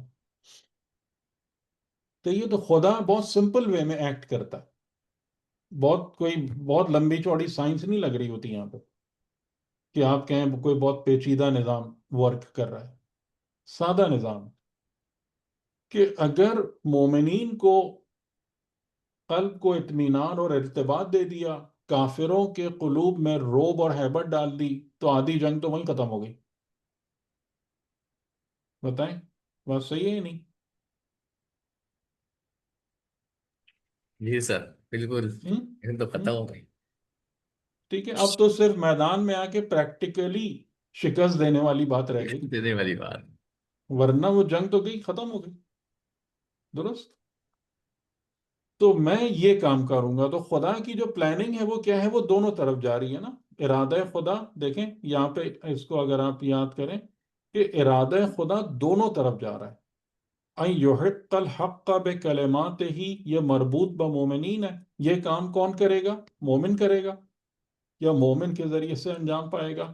اور وَيَقْطَعَ دَابِرَ الْكَافِرِينَ، یہ ان کی طرف پھر وہ دوسرا اسپیکٹ ہے جو ان پر اپلائی ہو رہا ہے. کلیئر ہو رہی ہیں باتیں آپ لوگوں کو؟ اور اس میں جو سب سے اہم بات ہے وہ کیا ہے کہ یہ تمام کی تمام چیزیں میری اور آپ کی زندگی پر بھی ڈائریکٹلی اپلائی ہوتی ہیں. اور یہی قرآن کا معجزہ ہے، یہی اعجاز ہے. اس طریقے سے کوئی کسی بھی واقعے کو بیان نہیں کر سکتا. کسی کے بس کی بات نہیں ہے کہ آپ، یعنی یہ ایک ایونٹ بیان ہو رہا ہے نا، یہ نہیں، یہ ایک ہسٹوریکل ایونٹ کی بات ہو رہی ہے نا، جسے تاریخ بیان کی جا رہی، بالکل ایگزیکٹلی. اور اس میں ایک ایک حرف، ایک ایک جملہ اتنا میننگ فل ہے. یہ اعجاز ہے کلام خدا ہے. ٹھیک ہے، اور وہ جو میننگ فلنس ہے وہ ہر دور کے لیے جو ہے نا وہ ایپلیکیبل ہے. میری اور آپ کے لیے بھی یہ چیز بالکل میری زندگی سے کنیکٹ ہو رہی ہے، جیسے کہ سینکڑوں ہزاروں سال سے، 1500 سال سے ہوتی بھی آ رہی ہے. تو سر آپ نے کہا کہ جی اگر کوئی اضطراب ہے، مضطرب ہے، تو اللہ وہ دیکھے کہ اللہ اس کے ساتھ کیسے ٹریٹ کر رہا ہے، مطلب ایسا نہیں، بالکل اگر کافی. ہاں یعنی خدا اگر کسی کے قلب کو حالت اضطراب میں چھوڑ دیتا ہے، منتشر چھوڑ دیتا ہے، اس میں وہ مربوط نہیں ہوتا، یعنی پیوست نہیں ہوتا، انٹیگریٹڈ ڈس جوائنٹڈ ہوتا ہے. سوچ ایک جگہ پہ نہیں ٹھہر رہی، فکر ایک جگہ پہ قائم نہیں ہو رہی، ہر چیز میں پریشان ہے جانے قلب، تو یہ وہی حال ہے. آج یہ کی زبان میں تو اسے مومنین انزائٹی کے اور ساتھ ڈپریشن جو ورڈ یوز مومنین کے ہوتا ہے، ساتھ خدا کبھی یہ کام نہیں کرتا. سکون ہوتا ہے ان کے پاس. مومنین کو خدا ہمیشہ اطمینان عطا کرتا ہے، ان کے قلوب کو مربوط رکھتا ہے. یہ نظر آ رہا ہے نا ہمیں یہاں سے ان آیتوں سے، صحیح. کیونکہ ان تمام چیزوں کو خدا اپنے آپ سے ایٹریبیوٹ کر رہا ہے. یہ ہم کر ہیں جو یہ کام کر رہے ہیں، یہ سب تمہیں خود سے نہیں مل رہا، یہ ہم ہیں جو کام کر رہے ہیں. سَأُلْقِي فِي قُلُوبِ الَّذِينَ كَفَرُوا الرُّعْبَ، تو کافروں کے قلب میں کیا آ گیا؟ رعب آ گیا، ہیبت طاری ہو گئی. تو اب فَاضْرِبُوا فَوْقَ الْأَعْنَاقِ، یہ بھی وہی فرشتوں والا ہی بیان ہے. تو تم ضرب لگانا ان کی گردنوں کے اوپر، وَاضْرِبُوا مِنْهُمْ كُلَّ بَنَانٍ، اور ان کے ہر بنان یعنی ظاہراً پور پور پر یہ اس میں ضرب لگانا. ٹھیک، تو یہ فرشتوں کو اس ہدایت کے ساتھ بھیجا گیا کہ آپ کو جا کے یہ کام کرنا ہے، کہ مومنین کے برابر کھڑے ہونا ہے، ان کو ثابت رکھنا ہے، اور کافروں کے ساتھ یہ کام کرنا ہے. اور کافروں کو ہم نے تمہارے لیے ایک آسان ٹارگٹ بنا دیا ہے. وہ کیسے؟ کہ ہم نے ان کے قلوب میں رعب کو مسلط کر دیا ہے.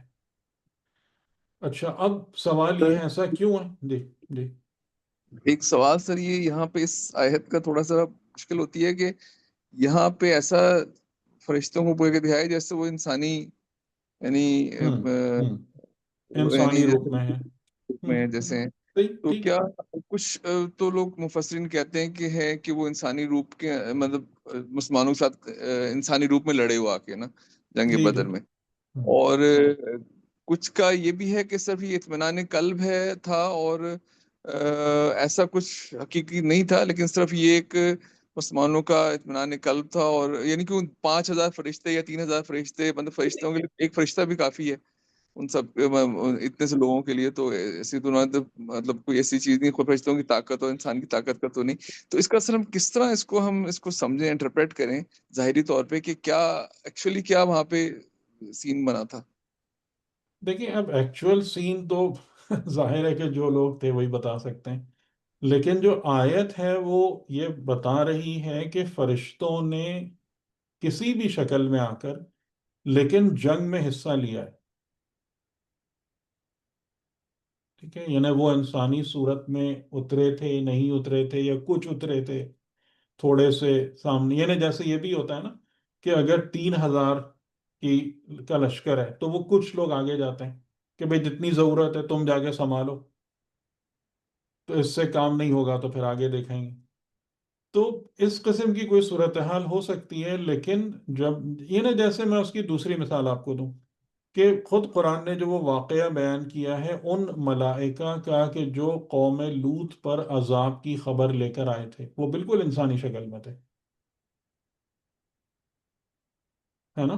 یعنی حضرت ابراہیم ان کے لیے کھانا لے کر آ گئے، ان کو دیکھ کر حضرت لوط رنجیدہ ہو گئے، سب ہو گیا. تو یعنی بالکل انسانی شکل میں تھے وہ، they were like humans.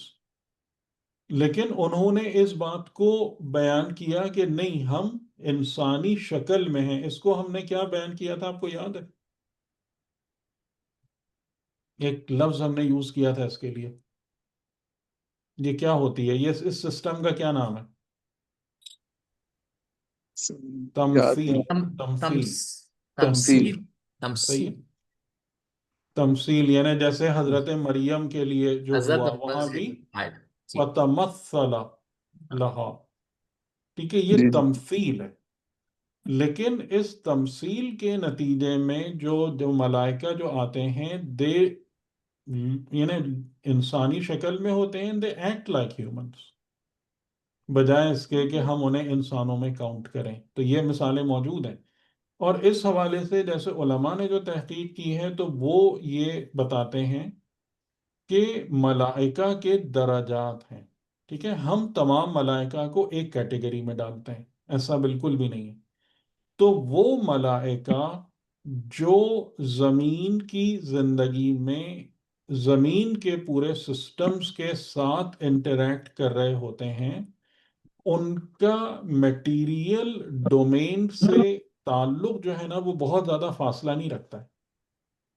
سمجھ رہے ہیں؟ سر پلیز دہرائیے گا اس کو. تو یہ ذرا مشکل ہے، تھوڑا سا دوبارہ بتائیے گا. یعنی اس کا مطلب یہ ہے کہ جیسے دیکھیں مثال کے طور پر ہم جبرائیل و میکائیل کی بات، علیہ السلام کی بات کریں، ٹھیک ہے، اب ان کی جو وجودی حقیقت ہے وہ ایون ملکوت سے بھی بیونڈ ہے. تو یہ جس کی طرف میں نے پیغمبر اکرم کے جملوں میں اشارے موجود ہیں کہ میں شب معراج جبرائیل کو اس حال میں دیکھا کہ 6,000 پر تھے اور ہر پر مشرق سے مغرب پہ چھایا ہوا تھا، اینڈ سو آن. تو وہ ایک ملک ہے، وہ ایک حالت ہے. تو یہ ہم کیا ہر فرشتے کو جبرائیل جیسا سمجھتے ہیں؟ نہیں سر، وہ تو سردار ٹھیک ہے، ملائکہ تو ہیں، یعنی کہ تو اس فرشتے کا اور ہیں. نہیں سردار، سردار والا لفظ پہ گڑبڑ کر رہا ہے، سوری. سردار وردار ہٹا دیجیے، ان کی وجودی حقیقت کے فرق کو محسوس کریں. بات سمجھ میں آ رہی ہے جو میں کہنا چاہ رہا ہوں؟ یعنی اگر عوالم ہیں، اللہ تعالیٰ نے جو بھی مخلوقات بنائی ہیں اگر ان کو ڈفرینٹ گریڈز میں رکھا ہے تو لوئسٹ گریڈ کون سا ہے؟ جس میں میٹر اور مادہ اور شکل و صورت ہے. صحیح ہے. اس کے اوپر جیسے ملکوت ہے کہ جہاں پر حقیقت ہے، جہاں پر کلمہ کن ہیں، کلمات خدا ہیں. اس سے اوپر جب ہم سمجھتے ہیں کہ جو عالم عقل ہیں، جہاں پر حقائق مجرد میں ہیں، جہاں پر میٹر کا کوئی گزر ہی نہیں ہے سرے سے، کمپلیٹلی پاک ہیں میٹر سے یا شکل و صورت سے، اور اس کے اوپر عرشی نظام ہے. صحیح ہے؟ بات کچھ واضح ہو رہی ہے؟ جی سر. تو یہ جو ملائکہ مقربین ہیں یہ عرشی مخلوقات ہیں، یہ عرشی مخلوقات ہیں. تو اس کے بالمقابل on the other side of the spectrum وہ ملائکہ جو امور کی تدبیر کرنے کے لیے یا اس نظام زندگی کو چلانے کے لیے جو میرے اور آپ کے سامنے موجود ہے، جس میں موجود ہوں، جو ارتھلی ورلڈلی لائف ہے، تو یہاں پر جو ملائکہ یعنی جو خدائی قوتیں یا خدائی ایجنسیز ہیں جو کام کر رہی ہیں، کیا ان میں اور عرشی مخلوقات سیم لیول پہ ایگزسٹ کرتے ہیں کیا؟ نہیں سر، سیم تو نہیں ہے، ظاہری بات ہے، ٹھیک ہے، ٹھیک درجات تو. ٹھیک، یہ بات سمجھ میں آ گئی نا ہمارے، کہ جی جس طریقے سے وہ درجات میں فرق ہے اسی طریقے سے ان درجات میں بھی فرق ہے. تو ہمارے دماغ میں سب سے پہلی غلط فہمی آتی ہے کہ فرشتے کا مطلب سب ایک، ہر ایک مثل جبرائیل.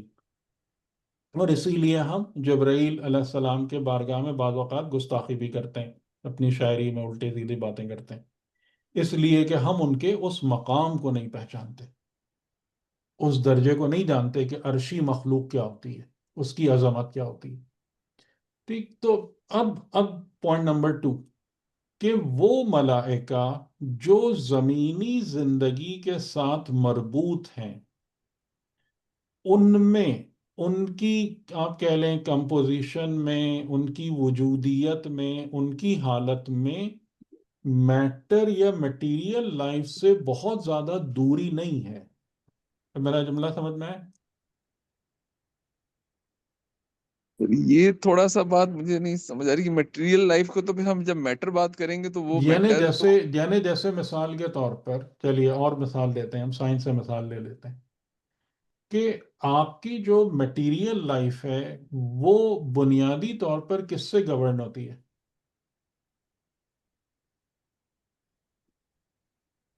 میٹیریل لائف تو سر میٹر ہی ہے نا، وہ جو کہ نہیں، میٹیریل تخیل لائف سے، انرجی سے گورن ہوتی ہے. انرجی انرجی سے. سے ہوتی ہے. صحیح ہے. مٹیریل لائف انرجی سے کنٹرول ہوتی ہے.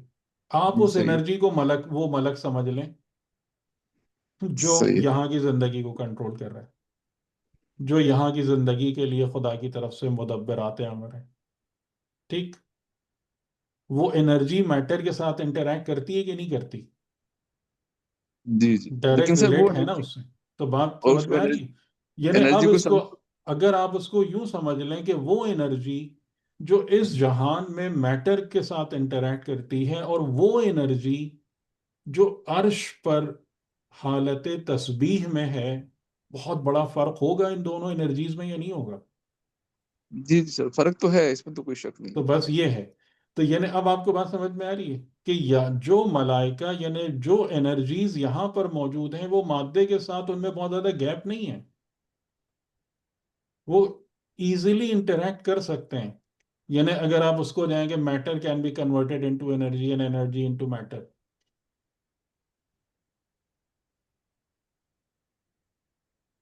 تو ان ملائکہ میں ہمارے مادی زندگی کے نظام سے بہت زیادہ کوئی فرق نہیں ہے کہ وہ میرے اور آپ کے، مجھ سے اور آپ سے اتنے ڈفرینٹ ہیں یا اتنے دور ہیں کہ وہ میٹیریل بینگز کے ساتھ انٹریکٹ ہی نہیں کر سکتے.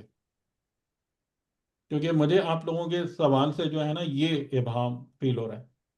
سر اس پہ میرے خیال ہے ایک الگ لیکچر جو ہے نا کرام کاتبین پہ بھی ہے، وہ تو ہمارے ساتھ ہی ہیں. ہاں، یہ کیا ٹھیک ہے، کہاں پہ لیول ٹھیک ہے، ہے، یہ ذرا ایک الگ ٹھیک ہے. لیکچر میرے خیال ہے رکھیں گے، اس پہ ہاں، تھوڑا سا نہیں، فرشتے اس اس میں بارے میں. یہ دیکھیں، اس کی مثال تو خود قرآن نے بہت زیادہ دی ہے نا، اس پہ تو بہت زیادہ کوئی دشواری ہونی نہیں چاہیے.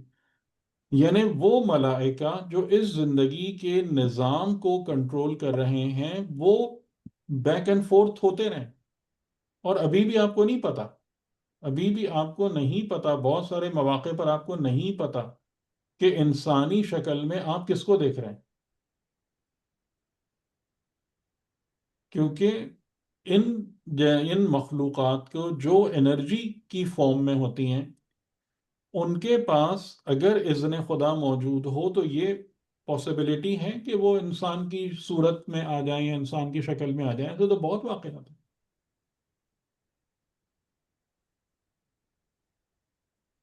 ٹھیک ہے، تو اگر وہ میٹر کا لباس پہن سکتے ہیں مادے کا، تو وہ یہ کام بھی کر سکتے ہیں.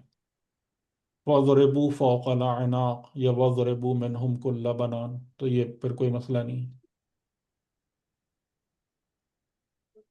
لیکن سر یہ اگر یہ فرشتے اگر ظاہری فارم میں ہوتے وہاں پہ تو پھر وہ ہوتا کہ ان کی تعداد زیادہ نظر آتی مسلمانوں کو، یعنی کافروں کو زیادہ تعداد نظر آتی مسلمانوں کی. اس لیکن قسم کی روایات ہیں، یعنی اس میں لیکن دونوں سر باتیں ہیں کہ کچھ وہ بھی نظر بھی آئے ہیں، جی اور یہ بھی ہوا ہے کہ یعنی اس قسم کی بھی چیز ہے کہ جیسے کوئی کافر ہے کہ جو بالکل خود سے جیسے گر گیا، اس کو ضرب لگانے والا نظر نہیں آیا. یہ بھی واقعات ہیں. سر لیکن جو اسی سورہ انفال کی غالباً ایک آیت ہے کہ اس میں انہوں نے کہا کہ کافروں کو بھی تم پہ کم کر کے دکھا رہا تھا اور تمہیں بھی کافروں کی نظر میں کم کر کے ہم، دکھا رہا تھا. ہم، تو اس کا اس مطلب پر یہ آئیں ہوا گے کہ ابھی ہم. جی جی. تو وہ تو سر اس سے تو لگتا ہے کہ یعنی کہ ظاہری تعداد جو ہے نا مسلمانوں کی زیادہ نہیں تھی، ورنہ تو یہ والی بات نہ ہوتی کہ تمہیں اس سے بھی نہ کافر بڑھے نا، نظر اس میں. سے فرق نہیں پڑ رہا نا. وہ چیز تو مسلمانوں کے ایڈوانٹیج میں گئی ہے نا، کہ ان کو مسلمانوں کی تعداد زیادہ نہ نظر آئے. جی جی کیونکہ وہی بات ہوتی ہے نا کہ وہ ٹریپ جو میں نے ابرہا کے بارے میں کہا نا، جی. کہ وہ ٹریپ ہے نا کہ آپ سامنے بالکل کھلا میدان ہے، دیا جاؤ، لیکن اس کے بعد اس کو نہیں پتا کہ اس کے ساتھ کیا ہونے والا ہے. یہ یہ چیز ہے نا، یعنی ہر جگہ پر تدبیر خدا بندی ہے. صحیح. ٹھیک ہے، تھوڑا سا اس بات کو اس طریقے سے سمجھنے کی کوشش کریں کہ جیسے ہم لوگوں کے دماغ جس طرف جاتا ہے نا، کہ اگر ایک چیز ہے تو ہم اس کے میٹیریل کانسٹرینٹس کے اندر اس کو لا کر اور دیکھنے کی کوشش کر رہے ہوتے ہیں. یعنی جیسے مثال کے طور پر کہ اگر ملائکہ اتریں گے مومنین کے ساتھ ہوں گے تو کوئی جسمانی حالت ہونا ضروری ہے یا جسمانی طور پر ایکٹ کرنا ضروری ہے یا نظر آنا ضروری ہے. لیکن خدا کے نظام میں خدا کا نظام کس طرف جا رہا ہے؟ For attaining the best possible out put. یعنی کہ بہترین نتیجہ کہاں سے نکلے گا، وہ اسی لیے میں نے آپ کو ارادہ خدا دوبارہ یاد دلایا کہ ارادہ خدا یہ ہے. تو اب کافروں کو شکست دینے یا ان کو ڈسٹروائے کرنے کے لیے جو بہترین اسٹریٹجی ہے وہ اختیار کی جائے گی. صحیح؟ یہ بات ہونا چاہیے ایسے یا نہیں؟ بالکل ایسے ہی سر. ایسے ہی ہونا چاہیے نا. یعنی کہ جیسے بہت ساری جگہوں پر کہ یعنی اب جیسے احد والی بات اس پر بھی اب جب ہم آئیں گے کہ وہاں پر جب خدا نے یہ دیکھا یا یہ ملاحظہ کیا کہ مومنین یا مسلمین کی تربیت کے اندر ایک بہت بڑی خامی آ رہی ہے تو ہر چیز واپس کھینچ لی. یعنی خدا اس طریقے سے کام کرتا ہے کہ جو ارادہ الہی ہے وہ اپنا نتیجہ بہترین طریقے سے دے، نہ کہ ظاہری چیزیں کیسے فنکشن اور آپریٹ کریں. ٹھیک ہے، یہ بات از اٹ میکنگ سینس؟ جی سر وہ تو بالکل یقینی ایسا ہی ہے، اس میں تو ٹھیک ہے. کوئی شک نہیں. تو واللہ یہ خیر کام الماکرین ہے. جی تو یہ کام کیوں کیا پھر خدا نے؟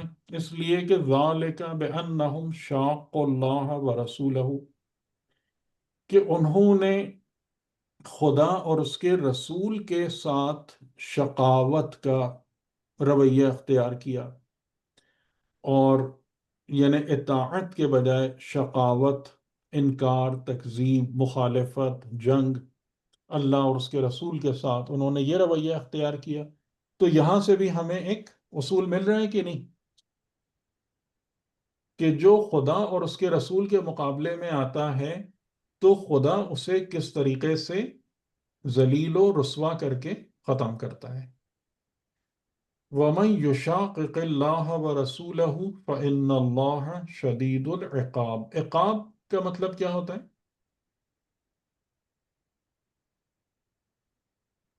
عذاب دینے والا.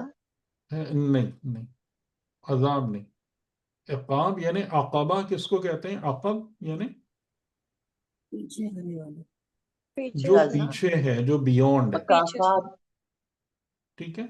تو عقاب کا مطلب یہ ہوتا ہے کہ وہ کچھ جو پیچھے ہے، جو بعد میں آ رہا ہے. تو مکافات عقاب عمل والے بات. ہاں یعنی کہ انسان یعنی جو چیز ابھی پیچھے ہے آنے والی ہے. صحیح. تو شدید العقاب کا مطلب یہ ہے کہ پھر خدا بہت سخت عقاب یعنی انجام سے دوچار کرنے والا ہے، کہ پھر تمہیں جو نتیجہ ملے گا، جس جگہ تک تم پہنچو گے، تمہارے اس سارے کام کی جو آؤٹ پٹ اور آؤٹ کم آئے گی پھر وہ تمہارے لیے بہت سخت ہوگی. اور خدا یعنی اس شدید عقاب یعنی بہت سخت اور خوشگوار انجام کو تمہارے ہاتھ میں پکڑا دے گا، اور وہ اس پر پوری قدرت رکھتا ہے. اور یہ کام کس کے ساتھ ہوتا ہے؟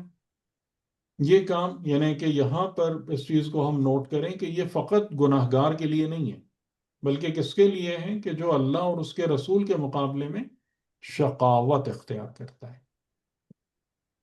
یعنی ان کے مقابلے میں آ کے کھڑا ہو جاتا ہے، ان کو ختم کرنے کی کوشش کرتا ہے، اس نظام کو ڈسٹروائے کرنا چاہتا ہے. تو یہ چیز خدا لے کر آتا ہے پھر شدت عقاب یعنی انجام. ذالکم جی جی شقاوت اور طاغوت ملے جلے معنی ہے اس کے، نہیں، ایک جیسے معنی شقاوت ہے؟ یعنی بدبختی یا تکلیف. شاق جس سے مشقت میں ڈالنا، یہ اس سے ریلیٹ ہے، یہ طاغوت نہیں. یعنی مخالفت شاق میں اللہ آئے و گا سر. رسولہ، ہاں یعنی مخالفت، لیکن مخالفت. مخالفت وہ والی جو بہت شدید مخالفت ہے. جی. صحیح. بالکل ہی انکار کر دینا والی. انکار کر دینا. جی.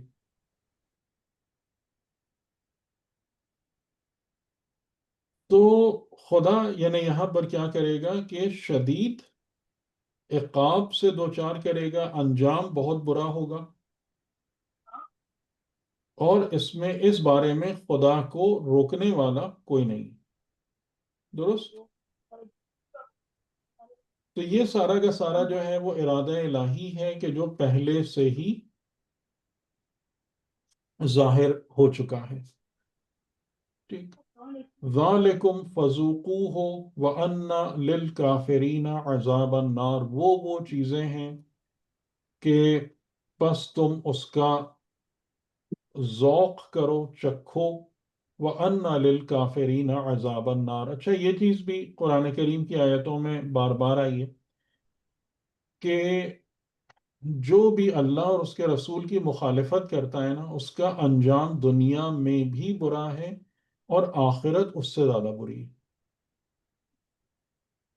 ٹھیک ہے. یہ دونوں باتیں سامنے آتی ہیں کہ وہ کبھی بھی نیک بخت نہیں ہوگا، خیر کو نہیں حاصل کرے گا، اچھے انجام تک نہیں پہنچے گا، اور پھر اس کے بعد جو آخرت میں یعنی جب یوم حساب میں آئے گا تو اس دن اس کا حال اس سے زیادہ برا ہونا ہے جو دنیا میں ہوا تھا.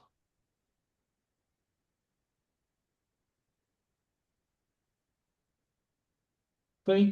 چلیں آج اتنا روکتے ہیں. اگر کوئی بات آپ لوگوں کے ذہن میں آ رہی ہے تو ہم 5-10 منٹ گفتگو کر سکتے ہیں،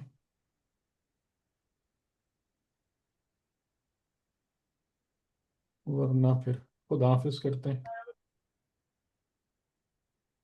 سر میں اس وقت آپ سے یہ پوچھ رہی تھی، آپ نے جناب موسیٰ علیہ السلام کے بارے میں بتا رہے تھے کہ وہ انہوں نے ان کی مائیت کو سینس کر لیا تھا، اور یہاں پہ ان یہ لوگوں معی کے لیے. ربی، ان معی جی ربی کہ بے شک میری معیت میں میرا رب ہے. جی.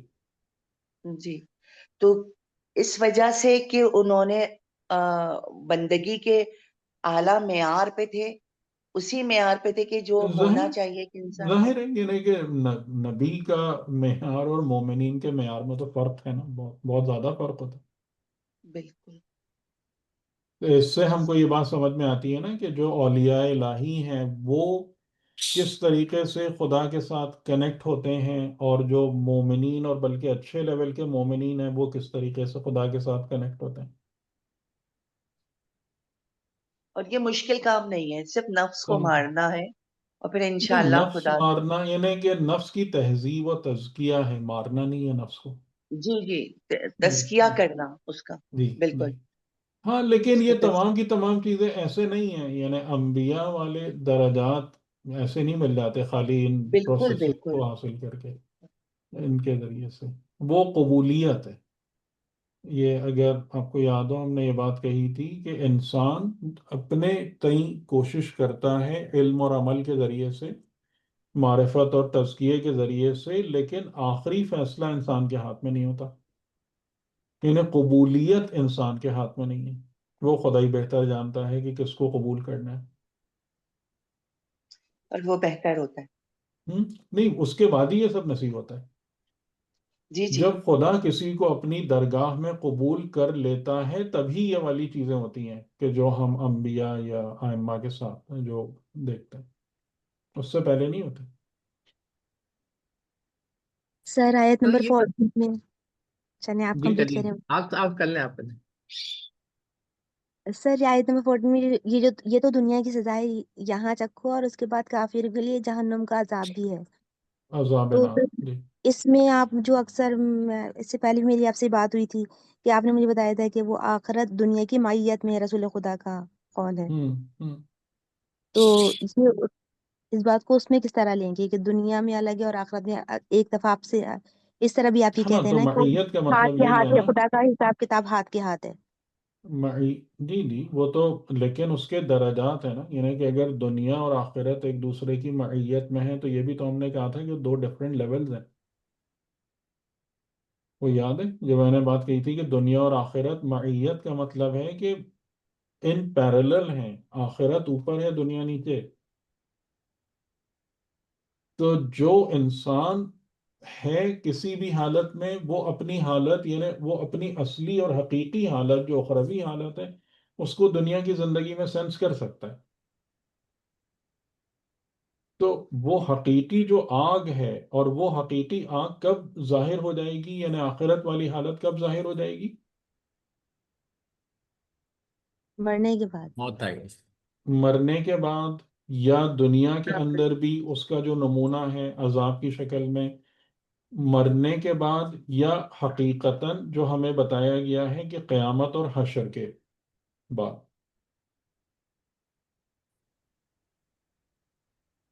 سر اس کو وہ اس طرح چیز بھی کہہ سکتے ہیں کہ جو انسان اپنے اعمال کے ذریعے سے جو اس کی آخرت بن رہی ہوتی ہے وہ ہم، محسوس کر سکتا ہے دنیا میں. یہی ہے نا ہاں یہ جملہ. بالکل ہے، بالکل ہے، وہ بالکل ہے، محسوس ایسا ہی. کرتا ہے اس کو. اگر باغات بنا رہا ہے تو وہ باغات دنیا میں بھی اس کا ٹیسٹ کچھ نہ کچھ محسوس کرے گا. محسوس بھی کرتا ہے. یہ آپ کے اس پر بصیرت پر ڈپینڈ کرتا ہے کہ محسوس کرے گا یا دیکھے گا یا کیا کرے گا. یہ انسان کی اپنے اس پہ ڈپینڈ کرتا ہے، حالت پہ. صحیح. یعنی دنیا کی زندگی میں بہرحال دو باتیں ایسی ہیں جو آخرت سے فرق کرتی ہیں. ایک یہ ہے کہ یہ امتحانی زندگی ہے. ٹھیک ہے، امتحانی زندگی ہونے کی وجہ سے انسان کو وقت انتقال تک مہلت ہے. یعنی جو بھی عذاب انسان اپنے اندر دیکھتا ہے نہ وہ ابھی پرماننٹ ہوا ہے، اور جو ثواب دیکھتا ہے نہ وہ پرماننٹ ہوا ہے. صحیح ہے؟ صحیح. وہ دونوں تبدیل ہو سکتے ہیں اس امتحانی زندگی اور مہلت اور اس سب کی وجہ سے.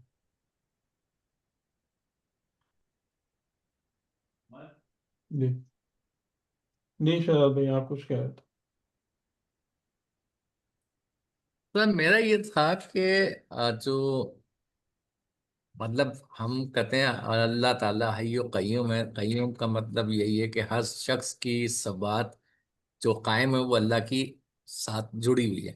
اللہ ہر وقت اللہ ہمارے ساتھ ہے. جی تو جب اللہ ہر وقت ہمارے ساتھ ہے تو اس کا یہ مطلب ہے کہ ہم کب اس کو سینس کرتے ہیں یا ہم کب اس سے خود کنیکٹ ہوتے ہیں. جی بالکل. یعنی کب ہم اس معیت کا ادراک کرتے ہیں، ادراک کرتے ہیں. کب اس کو ریئلائز کرتے ہیں. جی ٹھیک ہے. تو یہاں پر جو آیت میں ہے کہ ان کو ادراک ہوا ہے فرشتوں کے ذریعے، مطلب جو ہوں مومنین کو بتایا جا رہا ہے کہ ہوں ہوں فرشتوں کے ہوں ذریعے اللہ تمہارے ساتھ ہے نا. مطلب ہاں یعنی وہ ان کی خدا کہہ رہا ہے کہ ملائکہ سے میں تمہاری معیت میں ہوں اور تم جاؤ اور مومنین کو مضبوط رکھو. مدد کرو. تو اس کا مطلب یہ ہوا کہ ان مومنین نے جو اللہ کی معیت کو فیل کیا وہ فرشتوں کے ذریعے کیا. اس جگہ پہ تو یہی لگ رہا ہے. ذریعے جی اس جگہ کے لیے. تو کیا یہ ان کی مطلب جو سینس ہے یہ ان کے درجات کی وجہ سے، ایمان کے درجہ کی وجہ سے؟ دیکھیں یہی بات ہے نا، یعنی کہ ہم بہت سادہ سادہ سی باتیں ہیں، یہ میری اور آپ کی زندگی میں بھی ایگزسٹ کرتی ہیں کہ ہم جب اپنے گھر میں رہتے ہیں جی. ہم نمازیں پڑھ رہے ہوتے ہیں، قرآن پڑھ رہے ہوتے ہیں، ہماری ایک حالت ہوتی ہے. جب ہمیں توفیق زیارت نصیب ہوتی ہے، ہم معصوم کے حرم میں جاتے ہیں، وہاں پر ہم وہی نماز پڑھتے ہیں، وہی قرآن پڑھتے ہیں، ہماری حالت کچھ اور ہو جاتی ہے. ہمیں وہاں پر میرا خیال ہے آپ میں سے لوگوں نے محسوس کیا ہوگا کہ وہاں پر نماز کی کیفیت ڈفرینٹ ہو جاتی ہے. وہاں پر قرآن کا فہم بدل جاتا ہے. یہ سر نہیں کہ بالکل ٹھیک انسان ہے. بعض اوقات خود حیران ہو جاتا ہے کہ اچھا یہ آیتیں تو میں اتنے دن سے پڑھ رہا تھا سمجھ ہی میں نہیں آئی تھی، یہاں روشن ہونا شروع ہو گئی. تو یہ کیا ہو رہا ہے؟ یہ کیا ہو رہا ہے؟ یہ وہی ہے نا کہ ایک ولی خدا ہے کہ جس کے قربت میں آپ چلے گئے نیک نیتی کے ساتھ، تو آپ معیت خدا کو اس کے ذریعے سے اب سینس کر رہے ہیں. ٹھیک ہے. اور صحیح. اگر آپ زیادہ بیدار ہوں تو اس کے لیے آپ کو وہاں جانا بھی ضروری نہیں ہے. ہاں اس کے یہاں لیے پہ بھی وہاں جانا بھی ضروری نہیں ہے. یعنی اگر ہم اس چیز کے قابل ہوں کہ مثال کے طور پر کہ ہم جب زیارت امین اللہ یا زیارت عاشور کی قرت کریں تو ہم گویا کہ اس حرم میں ہی موجود ہوں. یعنی امام میرے لیے، جیسے میں نے آپ لوگوں سے بھی ایک جملہ کہا تھا کہ آپ نے امام کو ولادت شہادت میں کس خوشی میں بند کر دیا ہے؟ ایک ہستی ہے، ایک نعمت خدا ہے، بلکہ بزرگ ترین نعمت خدا ہے. وہ ہر وقت آپ کے ساتھ رہنا چاہیے یا خاص خاص تاریخوں میں آپ کے ساتھ ہونا چاہیے اس کو؟ امام کی معیت کے لیے یا قرآن کی معیت کے لیے تاریخیں ہم مقرر کریں گے کہ جی مطلب یہ تاریخ ہوگی، محرم سفر ہوگا تو امام حسین ہمارے ساتھ ہیں، 8 ربیع الاول ہوگی تو الوداع امام حسین. یہ امام حسین کو ماننے کا طریقہ ہے. تو اگر آپ اس سے بلند ہو جاتے ہیں ان تمام چیزوں سے، اور معصومین آپ کے لیے کسی جگہ میں نہیں ہیں جو کہ نہیں ہے، یعنی وہ تو خدا نے ہمارے لیے ہر کام کو آسان کر دیا ہے نا، ہماری نالائقی کو دیکھتے ہوئے، کہ ایک خاص آپ کے لیے ایک سمبل بن گیا ہے کہ قبر ہے، وہاں پر ان کا جسم ہے، یہ ہے وہ ہے، لیکن وہ کوئی ضروری چیز تھوڑی ہے. یعنی جیسے اویس قرنی کی مثال ہے، جیسے ائمہ علیہ السلام نے یہ باتیں بیان فرمائی ہیں کہ وہ لوگ جو ابھی پیدا بھی نہیں ہوئے ہیں وہ بھی ہمارے ساتھ ہیں. تو اگر آپ اس جو ظاہری بیریئر کو کراس کر جاتے ہیں تو وہ چیز ہر وقت آپ کے لیے اویلیبل ہے، آپ جہاں بھی ہوں، جس جگہ بھی ہوں. آپ کے لیے مطلب روضے کی برکات اپنی جگہ پہ موجود ہیں اس مقام کی، لیکن ایسا نہیں ہے کہ آپ کو ان چیزوں کو یا امام علیہ السلام کی نورانیت کو سینس کرنے کے لیے وہیں جانا پڑے گا. ایسا بالکل بھی نہیں. تو یہ تو ہمارے اوپر ہے، جتنا ہم اپنے کو ایلیویٹ کرتے جائیں، جتنا ہم اپنا معیار بلند کرتے جائیں، اور پھر اس کے یعنی کہ اس کے ساتھ جیسے وہی ہے نا، مثال کے طور پر کہ اب رسول خدا نے جب امام علی علیہ السلام کی تربیت کی یا نہیں کی؟ یہ بالکل یعنی یہ تو خود امام علی علیہ السلام کے بیانات ہیں کہا نا، کہ ہاں کہ مجھے گود میں لیا، اپنا لقمہ چبا کے میرے منہ میں ڈالا، مجھے علم ایسے بھرایا جیسے چڑیا اپنے بچے کو دانہ بھراتی ہے. تو خود ان کے جملے ہیں نا. لیکن رسول کی تربیت دیکھیں، حجت خدا کی تربیت کیا ہوتی ہے، جو بات میں آپ سے ہمیشہ کہتا ہوں کہ رسول خدا کی یا یعنی اللہ کے نمائندے کی تربیت یہ نہیں ہوتی کہ میں ہمیشہ بیچ میں رہوں گا، بلکہ ان کی تربیت یہ ہوتی ہے کہ تم خدا سے ذاتی تعلق قائم کرو، ہے نا. تو امام علی علیہ السلام کی شخصیت، تمام ائمہ کی شخصیت آپ کو کیا نظر آتی ہے کہ ان کا خدا سے ذاتی تعلق تھا یا نہیں تھا؟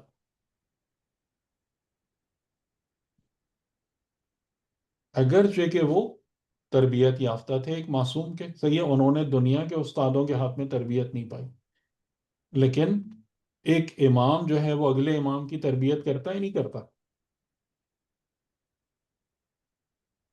تو وہاں سے آپ دیکھیں، تو یہی وہ چیزیں ہیں جو ہم کو سیکھنا ہے معصوم سے.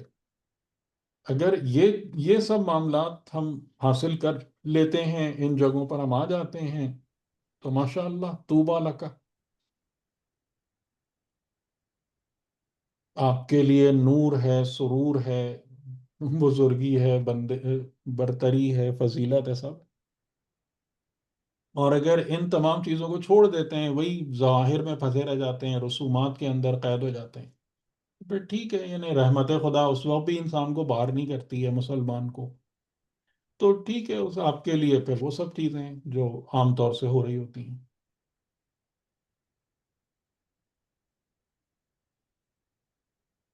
جی شہزاد بھائی، صحیح صحیح. بات واضح ہو رہی؟ وہاں بات واضح ہو گئی سر، بہت اچھی طرح سے. مطلب یہ تو ہمیں خود اپنی کوشش سے ولایت کے اندر آنا ہے. ہاں، یعنی مثل علی بن کے پیغمبر کی خدمت میں حاضر ہو، سپرلیٹو، ٹھیک ہے، وہ آپ کو انتہائی بلند مقام تک پہنچا دیں گے. مثل سلمان آؤ، ایمان کے 10 درجے پہ لے جائیں گے. ابو ذر آؤ، 9 درجے پہ لے جائیں گے. یہ تو ہمارے اوپر ہے نا کہ ہم اپنے آپ کو حجت خدا کے ہاتھوں میں کس طریقے سے، کس حالت میں دیتے ہیں. اگر اہل بدر والی حالت میں آؤ، تمہاری ہر کمی اور کمزوری کو پورا کر دیں گے. اگر اہل احد والی حالت میں ہو، جیتی بھی جنگ ہار جاؤ گے. سب سب چیزیں ہمارے سامنے موجود ہیں. صحیح ہے، اب ٹھیک یہ ہے ہمارے اوپر ہے، اب یہ ہمارے اوپر ہے. چوائس از آرس. سارا کچھ